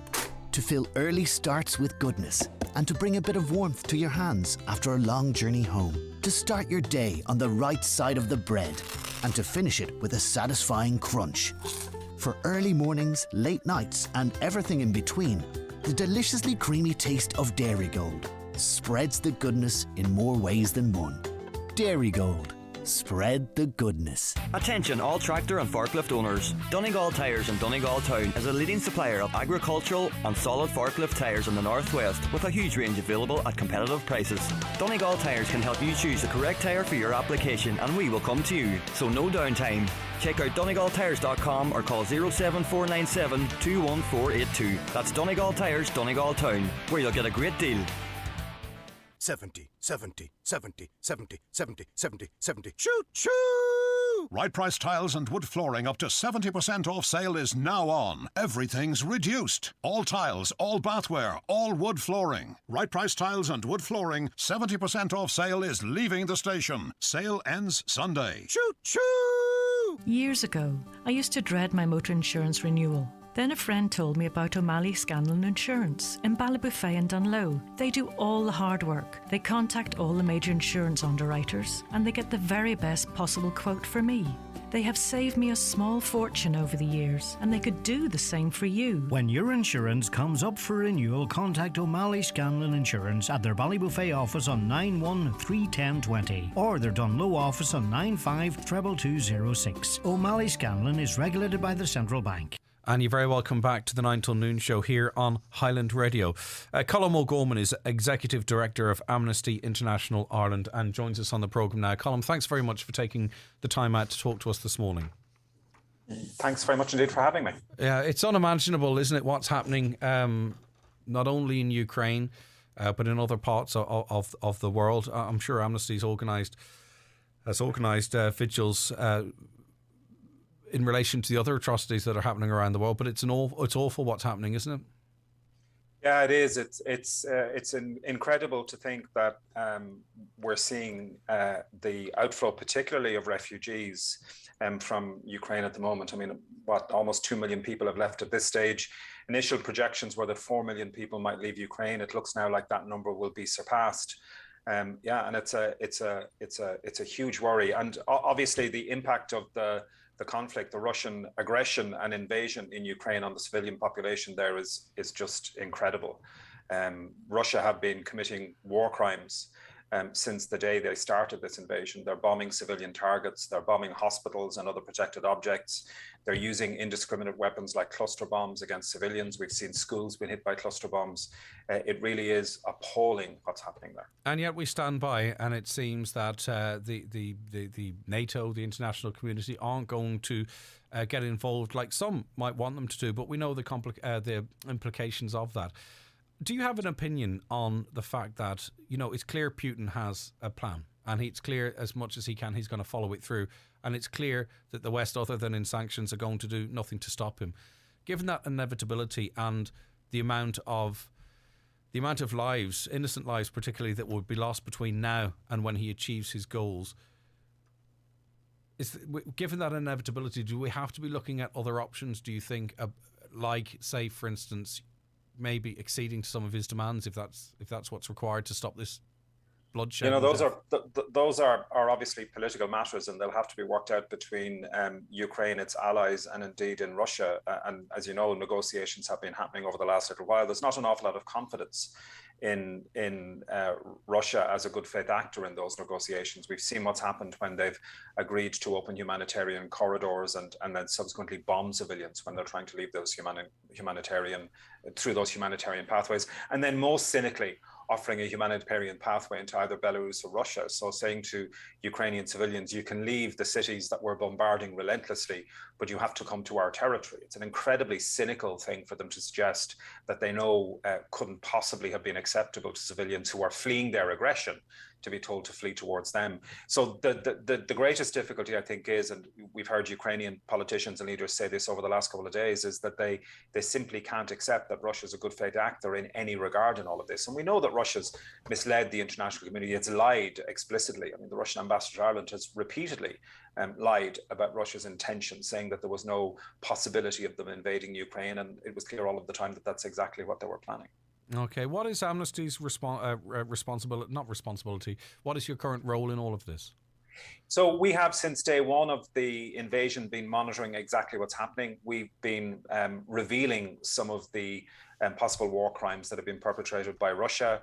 I think within 2 or 3 days into the conflict, we were revealing and exposing evidence of potential war crimes, such as I said earlier on, the use of cluster munitions against civilian objects, including a school. In that case, we saw in the east of Ukraine, we saw 3 people killed, including 1 child. We've been documenting the use of indiscriminate rockets, for instance, that are being used in a way that would seem to be targeting civilian populations. These are already very, very grave breaches of international humanitarian law, the so-called laws of war.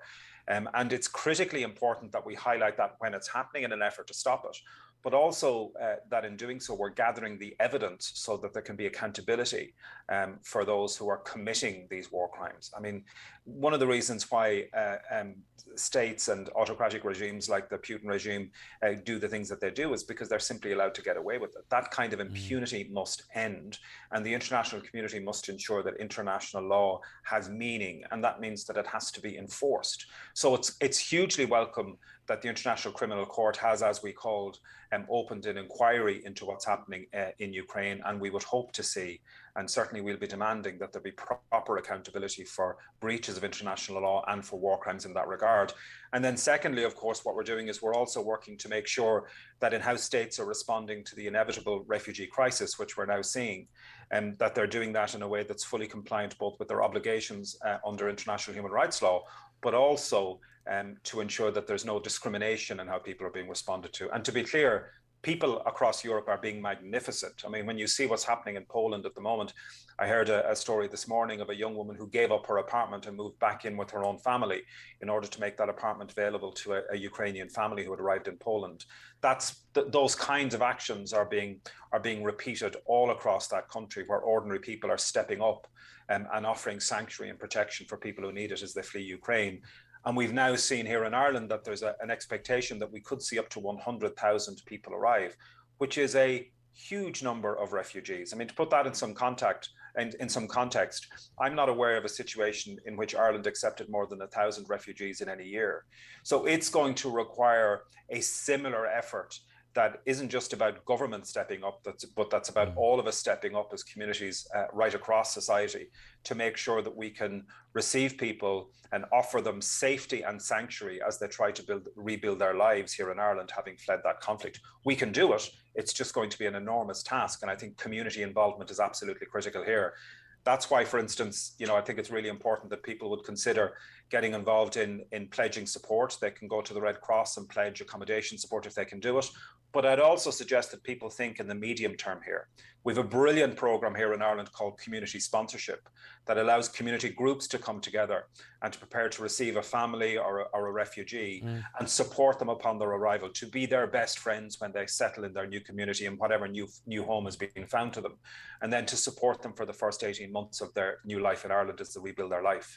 If people would like to find out more about that, and I would really urge people to do that, they can go to the opencommunity.ie.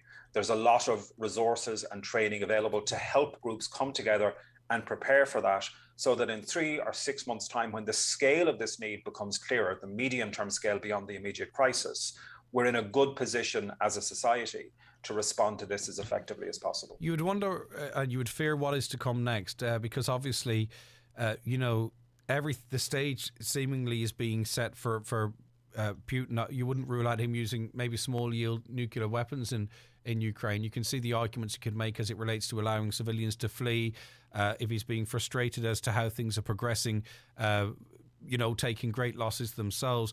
Like, you just worry where this ends up. And of course, he would probably look at the West and see them as being somewhat toothless.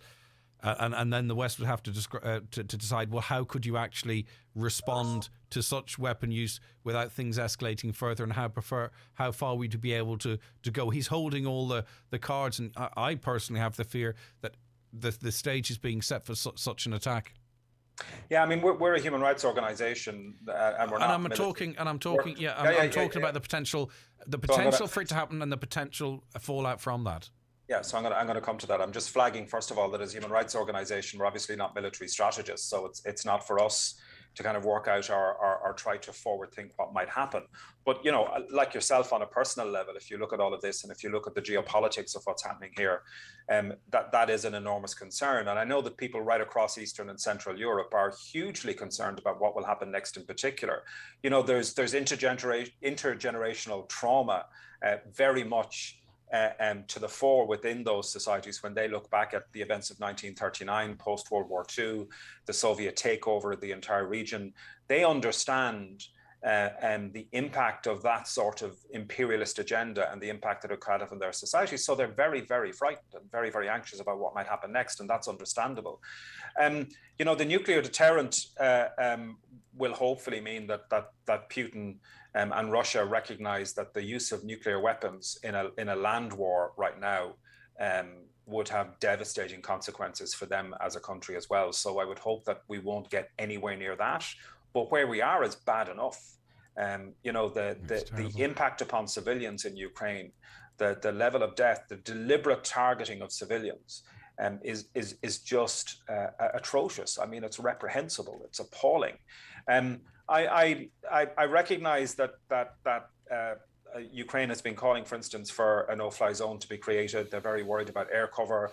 All of that looks like it's being worked out to some extent right now in negotiations, for instance, about the supply of military jets. We'll see whether or not that happens. I do think that actually the International Committee responded to this with a speed that was fairly remarkable. I mean, even if you see, as we called in advance of the UN Security Council grappling this, it was very, very clear, for instance, that the UN Security Council would simply not be able to address this conflict because Russia, as a permanent member of that council, has a veto on any resolution. So we had the obscene situation of Russia being the chair of the UN Security Council when the Security Council was being asked to respond to Russian aggression, Russian criminal aggression, because the crime of aggression is a crime under international law. And yet Russia could veto the Security Council, which is the body that's meant to work to guarantee peace and security at the global level, and stop them from advancing any resolution. So we called for that to move immediately to the General Assembly. That's exactly what happened. Russia is now very, very, very isolated. I mean, it's interesting to see that even China is abstaining from votes rather than vetoing or voting against resolutions that might sanction China. And we are seeing some extraordinary sanctions. Russia just became the most sanctioned country on the planet in the past week. Prior to that, it was Iran, and now by a long stretch, it's Russia. And sanctions will continue.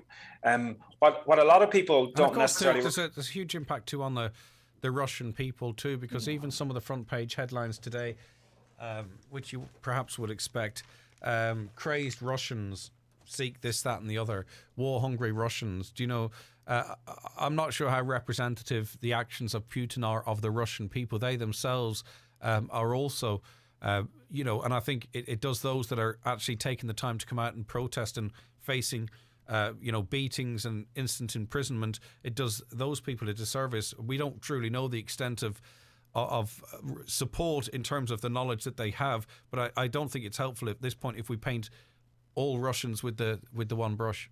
Which a lot of the Absolutely papers not. are I mean, doing. we've seen in the region of 15,000 people arrested for simply attending peace rallies in Russia. We saw the Russian government introduce legislation just last week in the Duma that criminalized telling the truth about what's happening in Ukraine. So if anybody is to use the word war or to name the fact that Russia has invaded Ukraine, they now face up to 15 years in prison in Russia. That's the level of oppression that the Russian people are experiencing at the hands of Putin and his regime as well. So absolutely, we should be gravely concerned about the human rights of people in Russia right now as well. And of course, there are repeated suggestions, even though with propaganda and counter propaganda flying around, it's hard to know exactly what's true.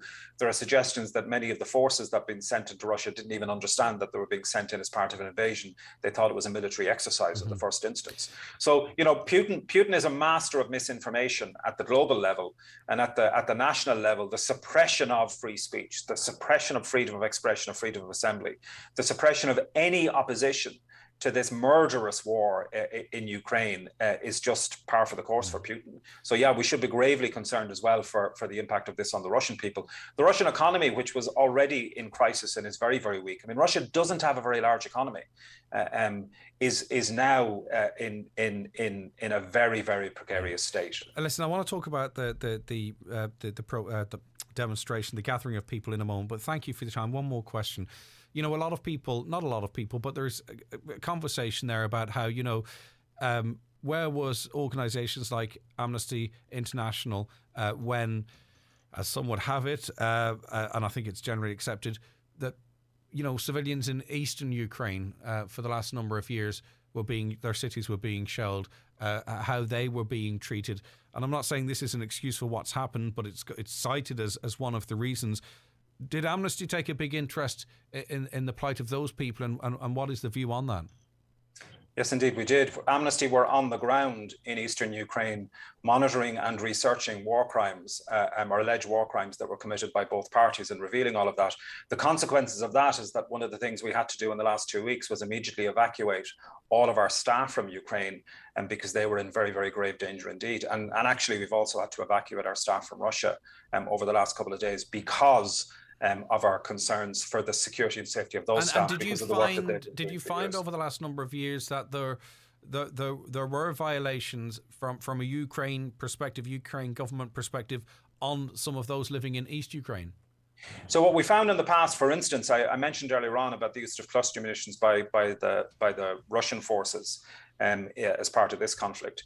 We had established that both sides to that conflict in eastern Ukraine had used cluster munitions previously.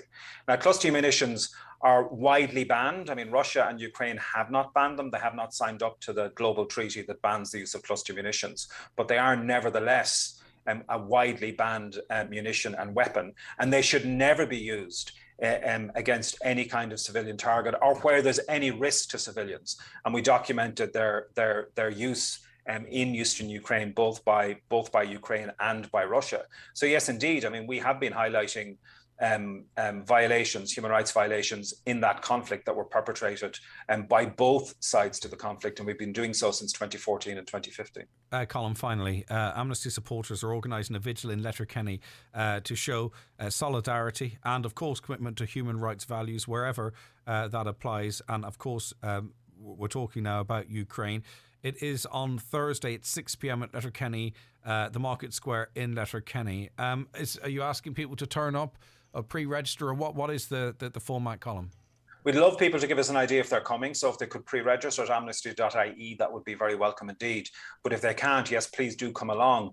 These are really our local groups around the country. There's a number of vigils happening around the country who wanted to stand in solidarity with people in Ukraine. And please don't underestimate how important that is for people in Ukraine. I'm talking on a regular basis right now to our Ukrainian colleagues, some of whom are still in the country. And these expressions of solidarity globally matter. I know there can be a bit of a jaundiced view of acts of solidarity here, where people say, oh, well, you know, what's that going to do to people where bombs are falling on their heads? Well, it's not going to stop bombs falling, but I can tell you solidarity matters, and it's incredibly important to people. And that's what we're hearing directly from people in Ukraine as well. don't just, please do take part in an act of solidarity. And if you can do more, do more. Donate to the Red Cross for the aid effort in Ukraine.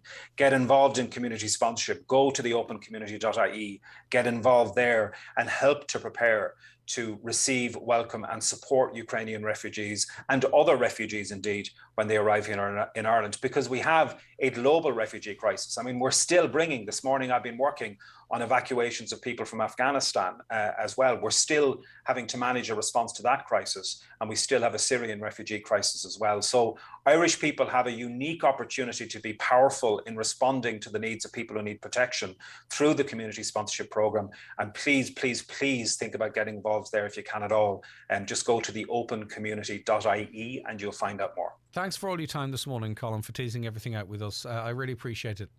Thanks very much indeed. All right, take care of yourself. 086 60 25,000 WhatsApps and texts to that telephone number. Okay, we're going to be playing a bit of music before 11. It's going to be later than normal. If you have a request or dedication that you want to get out for someone, get it into us now.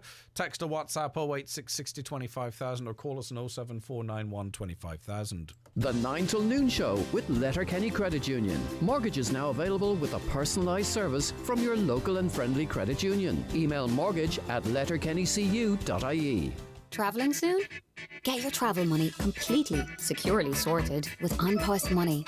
Both your cash and a handy currency card, a 24/7 card helpline and emergency cash if you lose your card abroad. So you're always sorted, whether you're here... The next station is London Bridge. ...or here... or thousands of other places worldwide. Get your travel money sorted with OnPost Money. Visit onpost.com or your local post office. T's and C's apply. OnPost Money Currency Card is issued by PPS EUSA, pursuant to licence by MasterCard International. PPS EUSA is authorised by the National Bank of Belgium and is regulated by the Central Bank of Ireland for conduct of business rules. Visit Derry and experience a world of difference just over the border. See the historic walls, the waterfront and the famous chill-off licences at Da Vinci, White House, Coolmore, Hatmore and Shantallow, which for some reason have suddenly become the #1 attraction. So visit Derry and leave with more than just memories. Please drink responsibly. See drinkaware.ie. At Centra, we're at the heart of the community, so we go to great lengths to help you live your best life. Fresh bread, finest meals, fantastic offers, all the good feels. Not to mention a fabulous wide range of our own brand favourites. And as for off-licence, we've been to the 4 corners of the world so you can enjoy the best wines and beers locally. At Centra, we've got everything you need. Centra.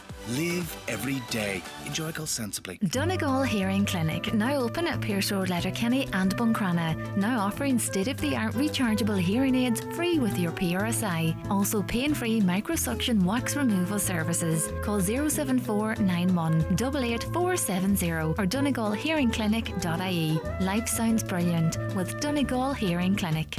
Need a new part for your Ford car or van? Why not call to OMS Auto Parts in Buncrana? With a massive stock of Ford parts, you're sure to get the part you need. Free next day delivery on orders over €50. Call 074 9361924 or shop online at omsautoparts.ie. Milford Tiles, Wood Flooring and Bathware, Milford Retail Park, now open. Large range of wall and floor tiles on display and in stock. Over 70 different laminate floors to suit every pocket. Tilers and wood fitters available. New Bathware showroom now open. Milford Tiles, Wood Flooring and Bathware, 083 091 0707.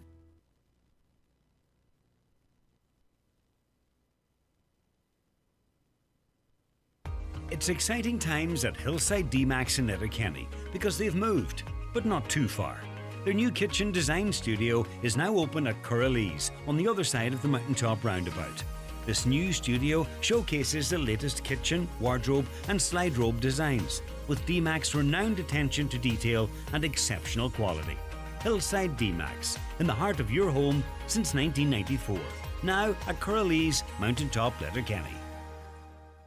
Your Lancome free gift is waiting for you at McElhinney's. Simply buy 2 Lancome products and receive the ultimate beauty routine. Your gift includes a full-size rose sugar scrub, a 7-piece travel set including many of your Lancome favourites. Plus, choose from our Absolute or Hydrozen skincare collection to complete your gift. Exclusively in-store and online at mcelhinney's.com until March 13th. There's amazing deals every week at Watson Hire in Letterkenny. Great specials in tools, hardware and homeware. If you're a tradesperson or you're doing a one-off job, you'll find everything from power tools to hand tools and paint to work clothing. For great weekly deals and a great selection, visit Watson Hire at Kiltoy, Letterkenny. For more information, visit the Facebook page or see watsonhire.ie. Breedon's Furniture, Cooley-Maville. With over 40 years of experience in furniture and floor coverings, they've got Irish-made furniture, suites, beds, mattresses, dining, flooring, slide robes and occasional furniture. Great prices and large selection now available at Breedon's Home Furnitures, Cooley-Maville. GiveBlood.ie know we can count on you, our community of blood donors, to give blood and to choose to be there for others in their hour of need. Blood donors from Ballybofey and Dunloe should attend the clinic in Jackson's Hotel in Ballybofey from Tuesday 8th to Thursday 10th of March. To ensure social distancing, all donors need to make an appointment, so call 1-800-731-137 to book your time. New donors are welcome. Visit giveblood.ie to check eligibility and clinic details, because we count on you. Okay, you're very welcome back to the 9 till noon show here on Highland Radio. Keeping us busy on the phone lines as always, 086 60 25,000.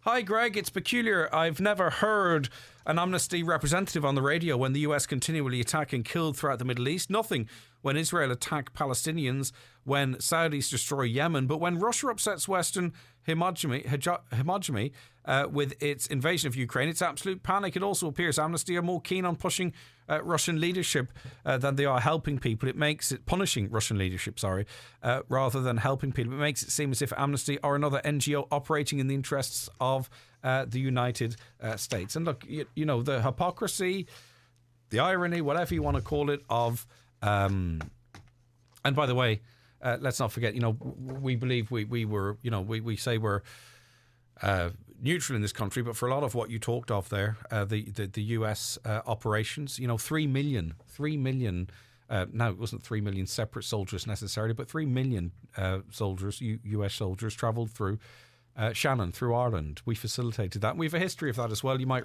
you probably be familiar with the Donegal corridor. I think the British had boats, sea boats, I think they were, in Lough Erne. And they would have to attack the Germans off the west coast. They would have had to have travelled north around the coast of Donegal to attack those ships. But we, although it wasn't admitted at the time, we, even in neutrality, and this is going back to the 40s, had the Donegal corridor. So they flew straight across Beleek, across pretty much over the army barracks down in Finner, or slightly north of that, I think, and out to sea to do their business. So we were somewhat complicit in that. So when we talk about neutrality, history sort of suggests that we're very a la carte in that regard in terms of facilitating some of these actions. Where are we going to put the refugees? Oh my God, this is crazy. Well, listen, you know, the way there's a will, there's a way. There's a big shift going on in many areas as a result of this, be it switching from fossil fuels. I think even those that would have had to have been dragged kicking and screaming from their petrol or diesel cars are now starting to talk about switching to alternative ways. In terms of the housing, it's probably going to open up a different conversation about housing. I think, you know, we probably would have got to a point, I don't know how to say this without sounding clumsy, we probably would have got to a point whereby to satisfy employment needs in certain sectors in this country, that we were going to have to encourage people to move to this country to take up those jobs. We would have found houses for them that way. So maybe if we could have could have done it and achieved that from a commercial perspective, maybe we can also achieve that through a humanitarian perspective, if you get the point I'm trying to make. Does Columbo Gorman get annoyed when Amnesty condemns Israel as an apartheid state? They are ignored and condemned by the West, but they use Amnesty in their propaganda campaign in the Ukraine. Greg, in relation to the person owning 3 holiday homes, I know it's their own money, but I think this is the reason our young people are finding it almost impossible to buy a home. These developers are buying up everything that goes on the market. Just my opinion, but if a house goes up for sale, first-time buyers in that area should get priority. Great interview with the teacher from London. Yeah, and you know, now that you've expanded on it, it's I see that your point more widely, and it's a valid point, and that is what's happening. And we could be, as a nation, not we, because we have very little control except for once every 5 years, we could be doing more to give not even first-time buyers, anyone, priority over these big investment companies internationally. And I wonder where a lot of their money comes from. It's €800 today for 500 litres of oil. That's just ridiculous. How are the elderly going to cope with this? Many opt to use oil heating because it's safer than lighting a fire for them. I don't know. And we're going to have to cross that bridge when we come to it. And as shocking as €800 today for 500 litres of oil seems, I think it's going to get worse. And we're going to have to find a way. We're going to have to do something. We're going to have to shake that tree again. And, you know, you can't get 1,000 litres because a lot of people are capped at buying 500. It's not the naughty chair now, Greg. It's the thinking chair. You are now put on it to think about your behaviour. Now, I hope that people realise that when we bring guests on this show, it is to spark conversation. And we had Catherine on earlier on and what she believes the direction of our education system and how it works for her. But that's her opinion. That's just one opinion. It's not the opinion of me or this programme, whatever. I'm not going to lie to you. I went to school 30 years ago, so my experience of school is very different to what's going on now. But there are now people working in education that know much better than me, and they might have a different opinion to Catherine. And I just hope that if you're listening and you go, I don't agree with that you realise that your point, we invited Catherine on and she come on and it's interesting to hear what she has to say. But on that topic and others, I just want you to know that as a listener, your view is as important as hers, and we want you to keep them coming into us. 086 60 25,000. We don't monitor it closely, but a lot of first-time texters this week as well. So there's people either tuning in for the first time or are moved for the first time to text in, and we appreciate it. And as I say, we appreciate people that contact us regularly, but it's good that people feel they can get something off their chest for the first time as well. A caller says, I remember petrol was rationed back in 1979. You weren't allowed any more than £1 or £2 of petrol in the service station. What would be the financial equivalent now, I wonder? One or two, let's say £2 of petrol in the service station. Say it was rationed at that point. I wonder what that £2 punt looks like now. That 1979 £2 punt, how much is that now, I wonder? The West is in serious trouble with Russia, China, North Korea and Iran backing Islamic groups have been preparing for global conflict over these same. I don't know. The Chinese abstaining when you would expect them. I just see another leader raising their head in this issue and seeing there's an opportunity. That being said, you know, the unity of there is something to the unity of an awful lot of nations, whether you agree with them or their motivations or their history or their hypocrisy, whatever it might be, in terms of world security. You know, I don't think any of us want the thought that our children, not in this country but in others, could be compelled to go to fight again in this day and age, or that our children might not enjoy the future as much as we criticise what's going on now, that they might not even be able to enjoy what we dislike now. It's unimaginable. We don't want to go down that road, surely. Fianna Fáil and Fine Gael, who were in government 100 years, continuously blaming the main opposition party. Quite boring at this stage. But why is a good chunk of the Irish media helping and cheerleading this? Is there some gain for them in doing so? There is a reason for everything, in my opinion. I don't believe there is any organised media support necessarily for government. I do know, I mean, obviously there are papers that take an anti-opposition perspective. That's glaringly obvious. I do think that there is influence and not pressure put on, but you know, look at Dublin. It's a very small space. Dublin is a big town. They call it a city, but you can't walk out of a city in 15 minutes. Anyway, that's my view. That's not how we judge cities. A lot of the journalists, a lot of the politicians socialise together. They play five-a-side football together. They go to quiz nights together. You know, people's opinions, it's hard to hold people account if you have that type of relationship with them. You know, some partners of journalists are politicians or partners, and you know, there's not as much separation maybe as there should be. There's, you know, a lot of people that maybe are looking for a government job, working for a minister as a rep. Is that going to influence how you think? You know, they probably, I think we'd be better off here maybe if some of the media at least was decentralised. I'm not talking about local, by the way, I'm talking about the national media. If it was decentralised, I know there's a move in that in Britain to move, you know, there's a group thing. They're trying the BBC moving things out of London because everyone's thinking the same. It's a group thing. You know, and London is the be all and end all in Britain, and people get into that way of thinking. You know, you've spoken to people from urban areas and they treat you with disdain, as if what difference does it make? We're talking about here County Cork, or as if that's the nation, or County Dublin as if that's the nation. So I think particularly for the media, because I'm not sure it's on purpose, but maybe it's accidental, they could do them maybe help if they decentralised a little bit, base themselves in and their journalists in other parts of the country, and they will realise that everything doesn't circle around the one place, and then maybe escape that groupthink that obviously is there. Okay, time for a break.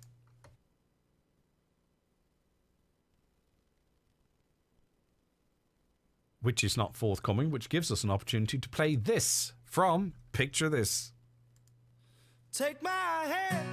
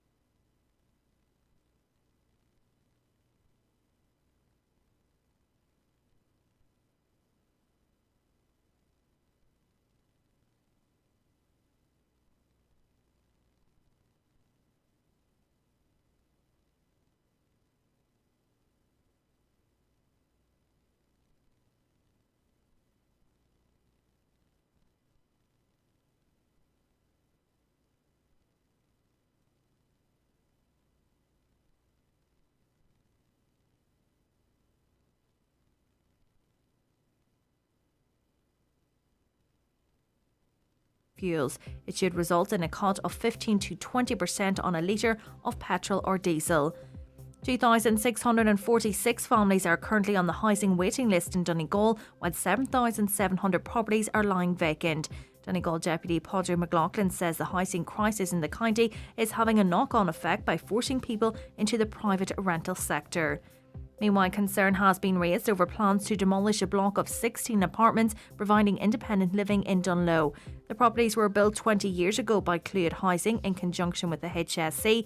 However, it's believed 10 of the flats have been lying vacant for over 10 years. Donegal County Council has committed to looking at providing more parking at Bernard McGlinchey Town Park in Letterkenny. Many plans are afoot to enhance the amenity, including a new adventure area and further development of the green area. But the current car parking facilities have been deemed inadequate to cope with the expected rise in the footfall as a result of the plans. And Amnesty International is holding a vigil this week in Letterkenny in solidarity with Ukraine. People are gathering at Market Square on Thursday at 6 o'clock. Those are the latest headlines. We'll be back with an update again at 12 noon. Okay, Michaela, thank you very much indeed.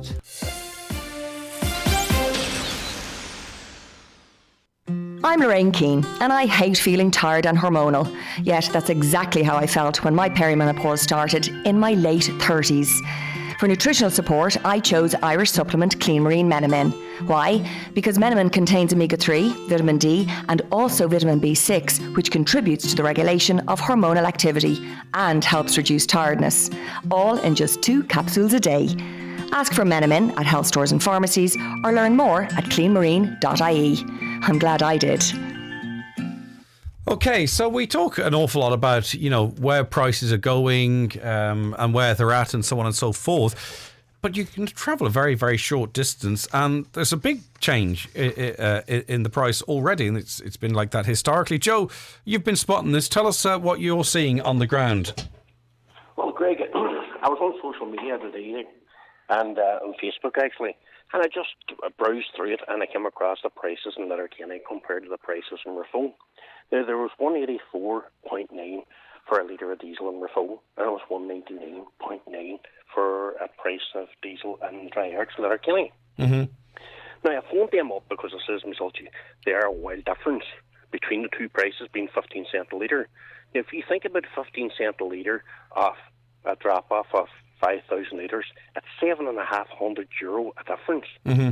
Now, that's just to drive 12 mile on the main road and maybe 10 mile up over the hill. Now, Greg, I did read something on the Irish Mirror then, pointing out that the government was going to was going to do a small deduction on petrol and diesel. Maybe 20 cent, but somewhere between 15 and 20 cent. Yeah. So then I says to myself, how could it be fair if you take in the whole county as a whole, how could it be fair if I was paying 15p a litre and Raphoe cheaper than the ones in Letterkenny is? Yeah, and what that means is that the excise cut means that someone in Letterkenny would then be paying the same as someone was already paying in Raphoe. So in other words, there are stations that are already the 15 or 20 cent above others. And they're all getting the same. Presumably it's all the same. It's different supplies. It's all the same fuel. It comes from the same barrel of oil, doesn't it? Yeah. Well, that was the point. So from my understanding, Craig, has the deduction then already kicked in Raphoe but hasn't kicked in Letterkenny? Is that what you're trying to say? Or has the appropriate thing not to do is to cap all the prices in Ireland and then bring in the deduction on petrol and diesel to make everybody equal? But did we not, Joe, used to give out that there wasn't any variation in petrol, that, there was a cartel ongoing, and I'm not talking about the garages that you're talking about. Do you remember that? Like, you'd go into, say, a town, let's say Westport, so it's not offending anyone up here. You'd go into Westport and every garage would be the same price. Then you'd go to Castlebar and it'd be a different price, but every garage would have the same price. Now, at least in Letterkenny, you can, drive a relatively short distance and you will see maybe not quite the difference between Letterkenny and Raphoe, but you can shop around in Letterkenny and get petrol and diesel at different prices. Yeah, but surely the God could get 15 cent the difference. Like, I can remember going to different places, and having different conversations, just normal conversations in everyday life. If you find a 2 and 3 cent of a difference, surely go at 15 cent the difference between two towns at 12 mile apart as a wee bit on the high side without having equality between two towns.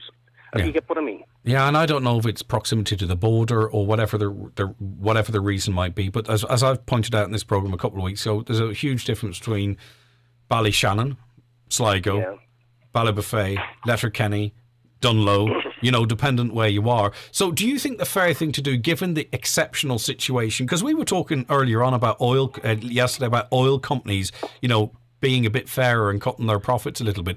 Do you think then, because we're in such extraordinary circumstances, that all the full courts should set their price at a reasonable price where they're not effectively a charity, and then we get the true benefit right across the board, no matter where you are, if there is an excise cut? That there to me, I'm not in total up to scratch when it comes to governments and what they can do and one thing and another, this way or that way. But what I can say is for the whole of Ireland to be on a level playing field, because we all know where this is coming from as the war in Ukraine.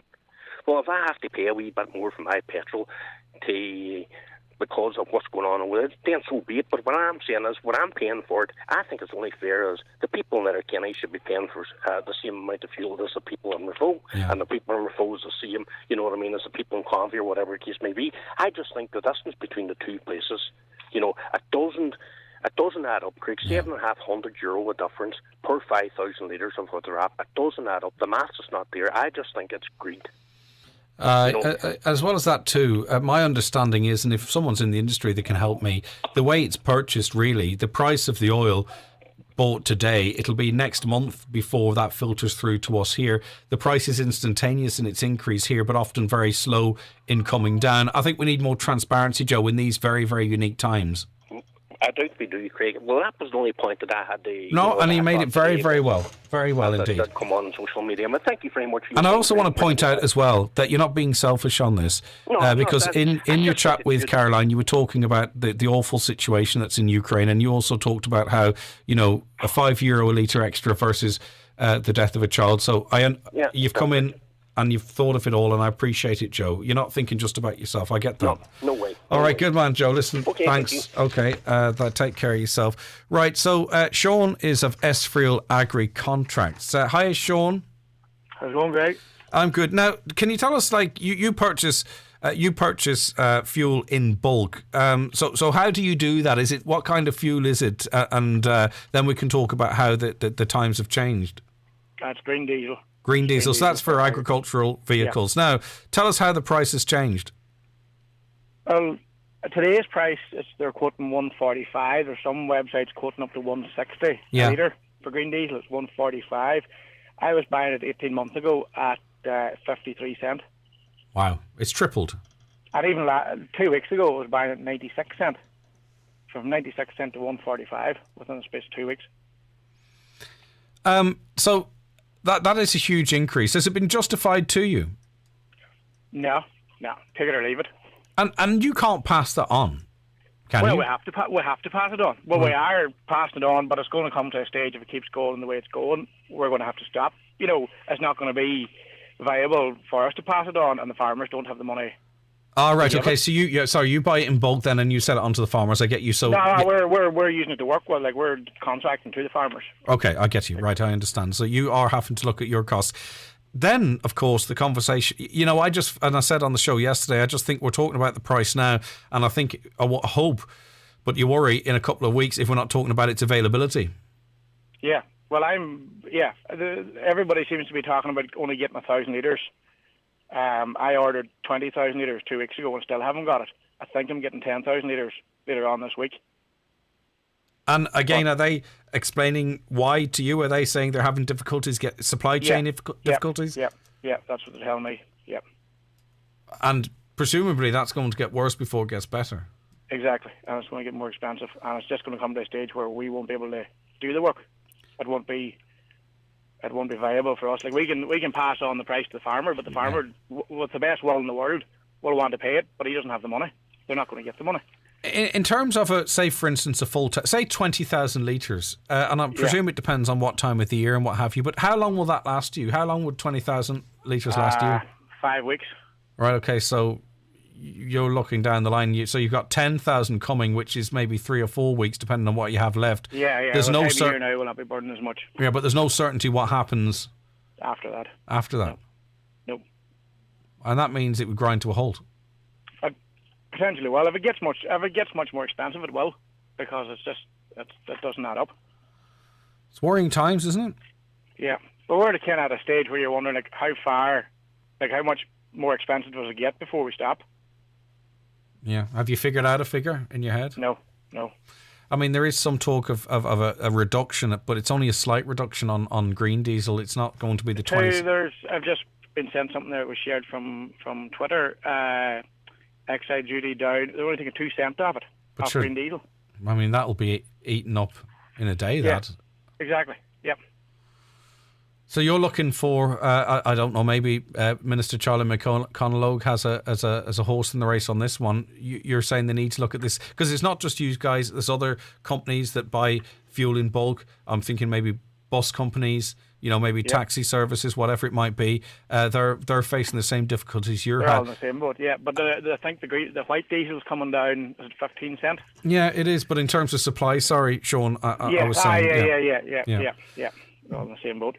Yeah, okay. And you haven't actually got that, you'll believe that 10,000 litres when you see it, presumably. Yeah, well, it should be here this week. He said, I'm not out. I still have enough to keep me going. And with the way the weather is, we're not just overly busy. Of course. We're all right. But it'd be the same difference if it was middle of summer. We couldn't get it. And you don't have the ability to buy 3 extra tanks and order in 60,000. It's not like that, because it's already been rationed as well. Yeah. Well as the cost. Yeah, okay. So if you wanted to hedge it, like Ryanair might do. Okay, listen, Sean, I hope things change. I hope things change. It's one of those situations you wonder how, but thanks for giving us an insight from the scaled up perspective, Sean, and best of luck with the business going forward. No problem. All right, thanks, Sean. There you have it. Okay. So it's not only the cost, 2 cents. I didn't read that yet because I haven't been on my phone, obviously, because I'm on the programme. 2 cents. If it's 2 cents per litre for green diesel, that of the cut in the excise, that's point. I'd be embarrassed to announce that. A caller says the minimum wage will need to get a massive increase now, or more and more low-paid workers will not be able to afford to travel to work and will be better off on social welfare, which incidentally will also need a big increase with the cost of living. And therein lies the problem, you see, and maybe even particularly from an opposition party perspective. You can talk about capping petrol and diesel costs, but that's a big income, revenue stream income. So you have to square the circle, don't you? You have to talk about a reduction in income by capping, say, for instance, if they were to do that, capping the cost of fuel, but also then looking at the spiralling cost of living and increasing payments to the likes of low-paid workers or social welfare payments. I'm not sure you can do both. And therein lies the problem. Caller says he purchased 500 litres of home heating oil a week and a half ago for €484. €484 because that was expensive a week ago. €800 now. Home heating oil is just going through the roof as well. Okay, Wellness Wednesday coming up for you shortly. The 9 till noon show with Letterkenny Credit Union, now offering mortgages from €40,000 to €600,000 with no hidden fees or transaction charges. Letterkenny Credit Union, 9102127. This section was designed basically as an Italian garden, so you have the yew trees. We originally had cypress trees, but they didn't survive, so we've put oaks in instead, these tall, thin oaks. It's just a pleasing place to be, and it's that peculiar combination of formal but not fussy. That's Down the Garden Path, a new series Wednesday nights on Highland Radio, after the news at 8 p.m. It's exciting times at Hillside D-Max in Letterkenny because they've moved, but not too far. Their new kitchen design studio is now open at Curralees on the other side of the Mountaintop Roundabout. This new studio showcases the latest kitchen, wardrobe and slide robe designs with D-Max renowned attention to detail and exceptional quality. Hillside D-Max, in the heart of your home since 1994. Now at Curralees, Mountaintop, Letterkenny. Win the VIP matchday experience with Cadbury. Enter online for your chance to win the Luxury Hotel with shirt for meets and greets a football legend, topped off with a pair of signed boots. With thousands of vouchers also to be won, search Cadbury. Win a day in their boots. T's and C's apply. There's more furniture than ever on display at McGinley's Furniture in Letterkenny. With extra floor space, there's more suites, beds, dining room and occasional furniture. Also more rugs, mirrors and lamps, all available for immediate delivery. If you'd like to make a beautiful addition to your home, there's more furniture than ever to choose from at McGinley's Furniture on the Joe Boner Link Road, Letterkenny, and at mcginleysfurniture.com.